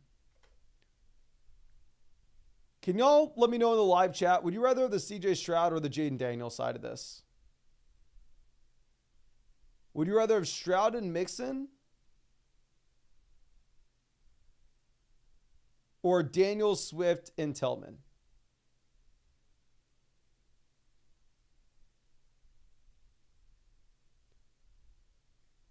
Stroud and Mixon or Daniels, Swift, Tillman? Got Daniels, Stroud, Daniels, Daniels, Stroud, Daniels. This is my thought process. I'm thinking Mixon's by far and away the best asset in this deal. I'd say for most teams, Tillman probably doesn't make a difference. For yours, you could potentially start Tillman if Pittman's our wide receiver too. So I think you can go with the Daniels side, but it's not easy. Everybody in the chat's in the Daniels side. I think it's close though. Now let's go ahead and let's dive into some of the roster reviews real quick. This one's going to be coming out from the Steez Machine. Says, anything to possibly do here? Thanks for all the content. Thank you so much. I appreciate you. First thing is, this is a 7-1 team that is by far and away the best team in this league, according to the league analyzer. So I'm imagining that there will not be much to do. I have a hunch. Starting off at quarterback, we are not that strong. Now, if you were ever not going to be strong at QB, you want it to be in a league like this, where you are looking to start 4 receivers a week. So quarterback's going to make up a slightly lower percentage of your starting lineup output weekly. We have Baker 2 up. So we are effectively just going through and playing the matchups between these guys.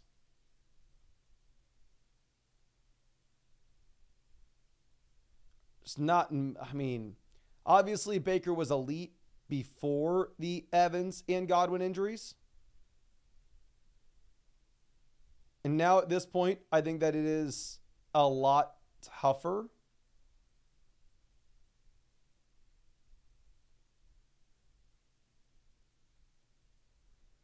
To say that, going over to running back, we have Kyron, Achane, so 2 RB1s rest of season already through their bye. We have the depth with Ramadre, Bucky, Moss. Maybe I'm a Ramadre hater because I just can't figure this dude out, when to start him, when to bench him. But, I mean, if you could presumably go through and trade Ramadre Stevenson to a team that needs a running back for a QB upgrade, I would like to do that. Like, let's go through and let's see if we can find a team that needs some help at running back. This team, for whatever reason, they have 4 QBs. Are you freaking kidding me? What are you doing, buddy? This team is Daniels and Love. Brooks is their RB3. Maybe they think that they could use Ramadre. I mean, if you could send them Ramadre and Baker for whatever reason and convince them to give you Daniels, it's a no-brainer. Much easier said than done. Same thing, if we can convince this team to give us Lamar for that combo, it's a no-brainer. Much easier said than done. And outside of that, we probably wouldn't have any hope for anything else. Can't believe that team's rostering 4 QBs. I mean, this team has Algier as their RB3. So if you want to try to send them Ramondre and Baker to try to go get to Hurts, it's a no-brainer, but much easier said than done. Going over to receiver, we can start 4 of these guys weekly. We have Jefferson, Nico, Amari, Dell. We're absolutely cruising. Juju at this point, I don't see him being worth a roster spot. I would cut Juju and I would just pick up one of the exciting waiver wire options with either Braylon Allen or Xavier Legette. I think Allen would be my preferred option in a 2 wide receiver, 1 flex league. In this kind of format where the wide receiver depth does matter a little bit more, I wouldn't fault you at all if you wanted to go through and if you wanted to roll with the Legette pickup, thinking that he could reasonably make a difference for you here. Going over to tight ends, we have both Kittle and Njoku, so we're probably not doing anything right now because obviously we have Kittle on bye, so we probably want to be holding on to David Njoku for the time being.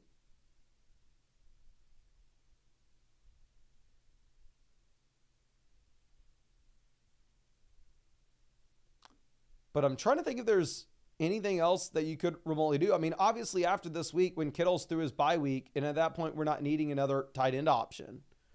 If you could potentially go ahead and look to sell David Njoku in a 2-for-1 deal and upgrade elsewhere, maybe package together Njoku and Dell next week to go get a wide receiver that we're really excited for that flex spot. We can look to do that. But my main thing I'd be looking to do with this team right now is 1, drop Juju, pick up either Allen or Legette, and then also go ahead and try to send one of the depth running backs like Ramondre with a quarterback like Baker or Tua to go get that QB upgrade. But really appreciate you and hope I was able to help you out. Now going over to our next question, coming out from the King. Thank you so much for the support, my friend. I'm going to be excited to check this out for you. Let me accredit you with both a free trade question as well as a free start sit question too, just in case there's anything else that comes to your mind with this team that you want me to talk about later. But saying, hey Mason, I just made a trade to move Terry and Bigsby for Aaron Jones and Evans. I almost would have said good deal with just Aaron Jones. Getting Evans is a no-brainer. So it should be reflected after the 48-hour holds. Wait. That's not already reflected with us being the number 1 team in this analyzer? Dear God. But I'd love to know the thoughts on the team. Thanks. P.S. I plan to drop Bateman next week when Nico comes off the IR. I think you drop Bateman now. There are much better options that you have on the waiver wire. So drop Bateman right this second. And this team is already by far and away the best team in the league before the Mike Evans trade. Now going through and sending like Tank Bigsby and Terry McLaurin for Aaron Jones, Mike Evans, it just makes this team literally unbeatable. Quarterback, we have the elite QB with Daniels. We're rostering a second quarterback here with Darnold. I'm not going to fault you for it, right? I personally want it just because I think that there are so many interesting waiver wire pickups that you have. Like I would go, you know what? F it. I think you can't roster Darnold here. There are just too many good waiver wire plays. I would cut Darnold. I would instead pivot over and pick up either Ridley, Keon, or Charbonnet for free. This is a league where you can start 4 receivers weekly, so I think one of the receivers could be a viable pickup. Going over to running back, I have Kyron Achane here, RB1 and RB2. So we have 2 top 5 RBs rest of season. Bucky Irving is now our RB4 because we bring in Aaron Jones as our third option. Wide receiver, we have Nico and Puka, both as top 10 options in the long term. Olave turning into an every week starter. Bryant Thomas turning into an every week starter. We don't have Evans right now, but who cares? I mean, when Evans comes in for this team that will make the playoffs, we're 6-2 with the best team in the league by far. We're golden. One thing that I think we could say with this team is if you had the ability to go out there and trade one of the depth receivers and go get like a top 3 tight ends, Like if you could take Cade Otton, who's a great mid tight end one rest of season. But if you could maybe turn around and send a receiver like Xavier Worthy, or if we pick up Calvin Ridley and Ridley has another big week this week, and we can go ahead and sell one of our depth receivers, or maybe even Bucky Irving with Cade Otton and go pivot over to Kincaid. I'm sorry, not Kincaid. Go pivot over to Kittle, go pivot over to McBride, go pivot over to Kelsey, go pivot over to Bowers. I think that could be interesting just because you're so damn strong here at wide receiver. Obviously, you don't have to make that move right this second because we will have Nico Collins injured. We will have Brian Thomas Jr. injured. We will have Mike Evans injured as well.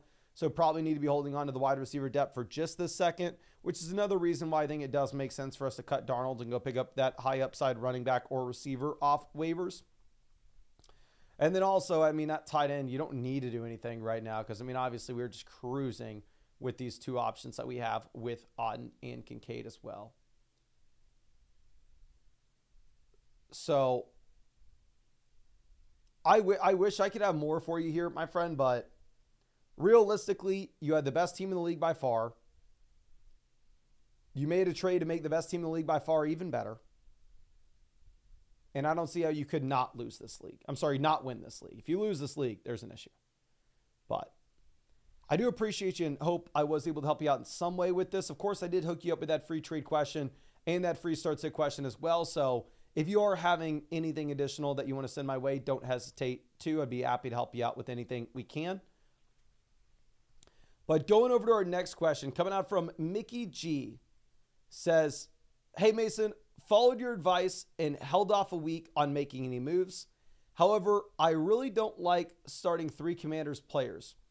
I've tried to go after some of the top 10 receivers, but nobody seems willing to make a move. Should I try like a Brian Robinson Jr. package for players like Amari, Olave, Debo, DK? Thanks.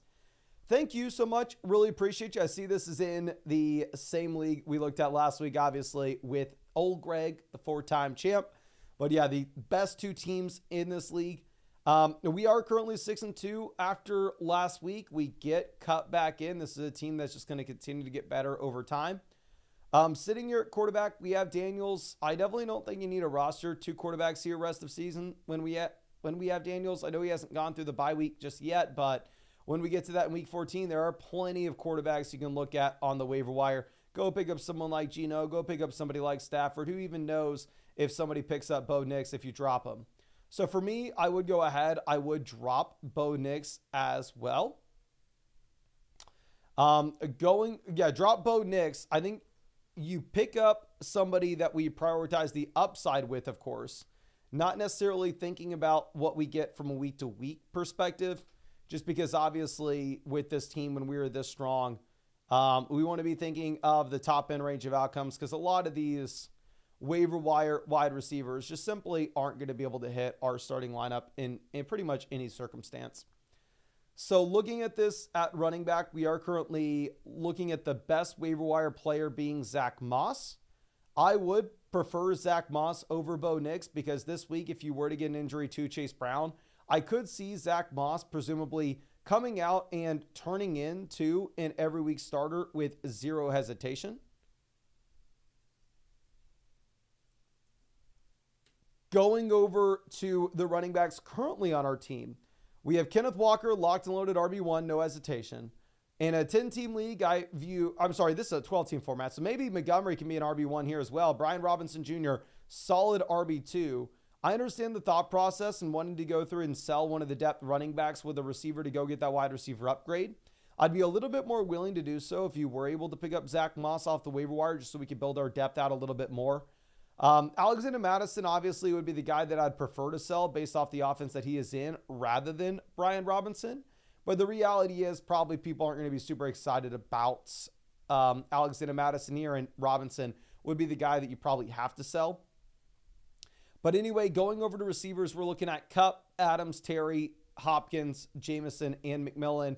If you're looking at any waiver wire options you could potentially go with, I don't think there's anybody here that's interesting at wide receiver. So if you were looking at a receiver that would be a player that gets us inside to the true top 10 options, I don't think Davante Adams is going to get us there. I don't think anybody's really excited about Davante Adams at this point. I think the guy that you would presumably need to get rid of or need to get some value for would actually instead be Terry McLaurin. My only hesitation with this is, of course, when you're sitting with the combo of both,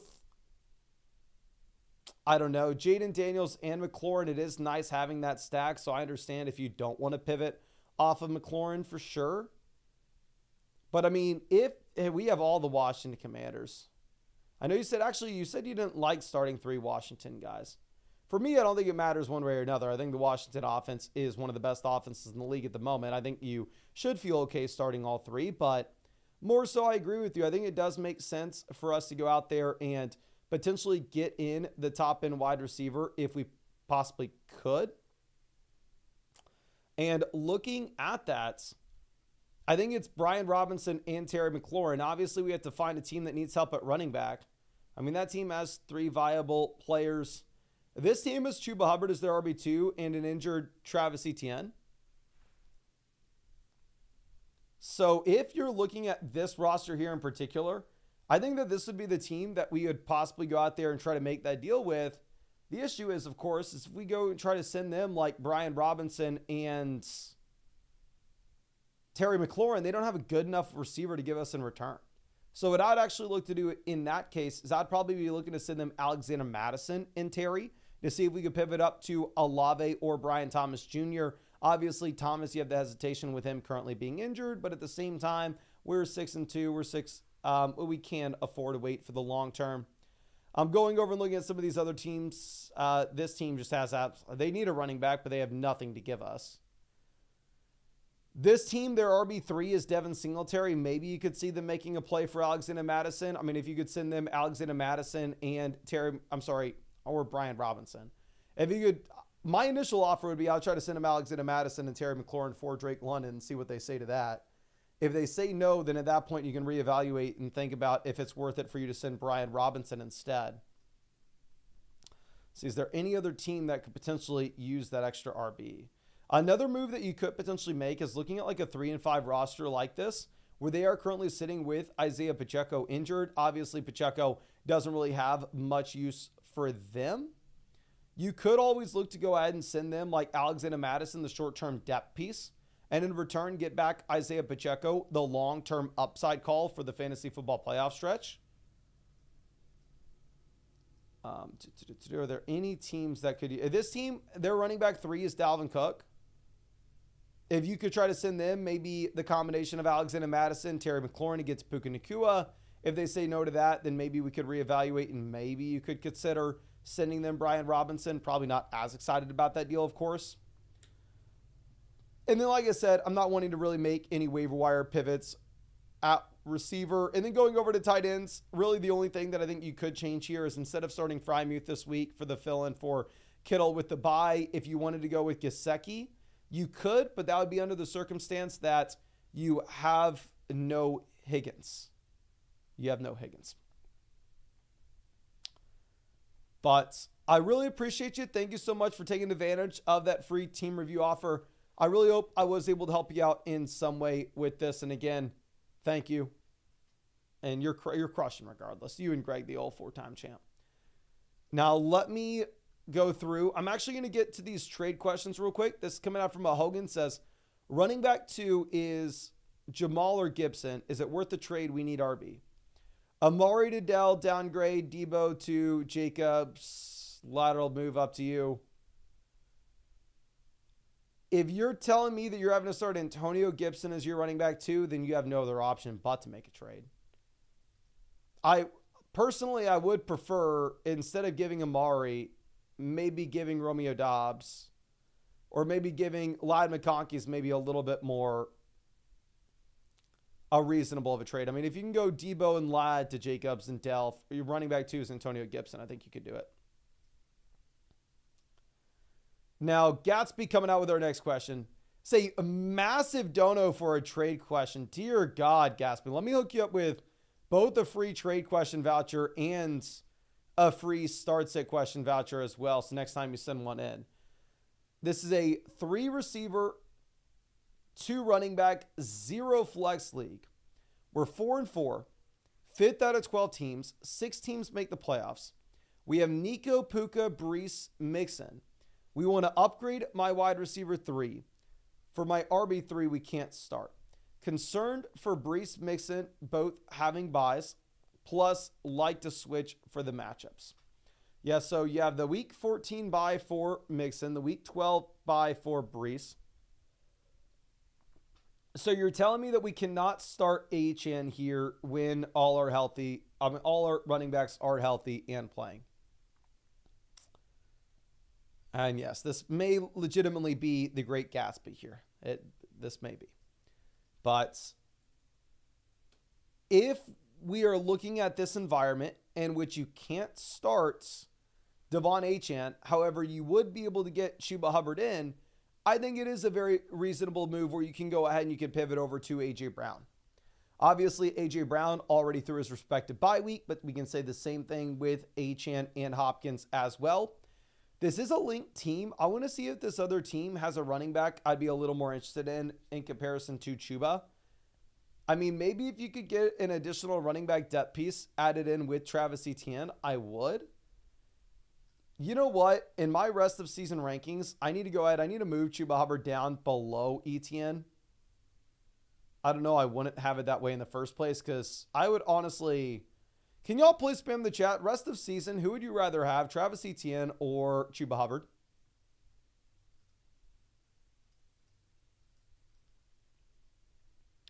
But yeah, I think I'm going to move Etienne ahead of him by 1 slot. Obviously, if Brooks doesn't come back in, Hubbard's the better option. But if Brooks comes back in, then at that point, it's Etienne. I would ask for both of them, though.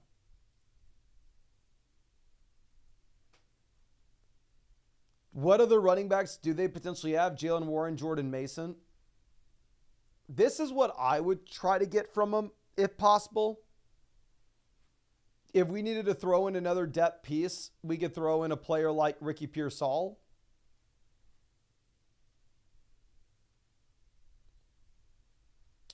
I think the initial trade, specifically with your exact league settings, it makes sense.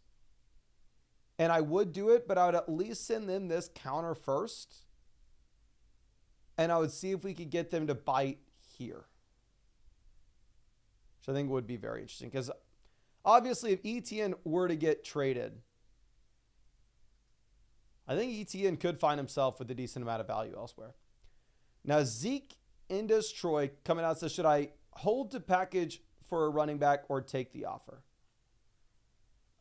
Tight end, currently we are sitting with Brock Bowers and Cade Otton. So no, you take the offer. You go get T. Higgins. If Diontae is a Baltimore Raven, the wide receiver 2 in a rush first offense, I don't think that he is startable. Hawkinson has upside. We never start him over Bowers. So let's go get the best player. The best player in this deal is Higgins in my mind. Let's refresh this. T. Lewis says, did it, but we're 3-5. We have running back depth. Did we fleece ourselves? Not at all. Jaden Daniels is the best player in this deal. Etienne, Chubb, just depth pieces at RB. Guys that we presumably can't look to start anytime soon. Whereas I do view Daniels as that elite asset, and Love is banged up as well. Now, Goff is my GOAT, says 8-team league, 5-3, got London Cup, Marv Reed, Thomas on the bench. 8-team league, 5-3, where those are your players on the bench. Of course, we go out there and make this deal. 8-team league, there is no world in which you are ever going to be starting either Flowers or Dell. Ever. Now, Bob Berger coming out with a start set. Here we need 2 flex spots. Aaron Jones auto start every single week. And in the other slot, I know a lot of people are going to be really excited to get Tillman in. But if you look at sportsbook projections right now, you actually have the highest game, our highest scoring game this week projected out to be the Atlanta Falcons and the Dallas Cowboys. I think it should be a pretty exciting spot. Start as many of these options as you can. And Darnell Mooney is one of those guys. I think he should see his usual 20 to 25% of this offense. But y'all saw the dog come in and beg to be let outside earlier. I did not expect this live stream to go this long. It's 1:30 a.m. I know there are 4 free Underdog team reviews that we still need to get through. These are going to be the first things that we look at in the live stream tomorrow. Even if you can't make the live stream tomorrow, they're going to be sent to you through the site anyway, so you'll get the reviews regardless. But again, thank you for hanging out with us tonight. I really do appreciate y'all. And if y'all ever wanted to get in any questions on flogfantasy.com to get answered during the live stream, 99% of the time we were able to get through all of them without me having to bail early. You just go with the expert advice button in the top right corner. You can send in a super message, start sit question, trade question, team review. You don't have to be in the live stream. I don't even have to be streaming at the time when you ask the question, because whenever it's answered, you're going to get a custom link automatically sent to you through the site that takes you to the exact time that your question was answered. But I will say, of course, if you wanted that team review, I'd highly recommend taking advantage of the offer that we have over there on Underdog Fantasy. Or if you go over to Underdog Fantasy and use promo code FLOCK, you're going to be getting a 50% deposit bonus up to $1,000. Plus, at the same time, you're going to be getting that free CJ Stroud pick, more than less than half a total yard for Thursday night. And you're going to be getting an additional free team review over there on flogfantasy.com. Just make sure that you set up an account on the site with the same email address as your account on Underdog. That way I can hook you up with that free team review voucher. But really do appreciate you. Really hope I was able to make your night a little bit better. And I hope I get to see you tomorrow night if possible.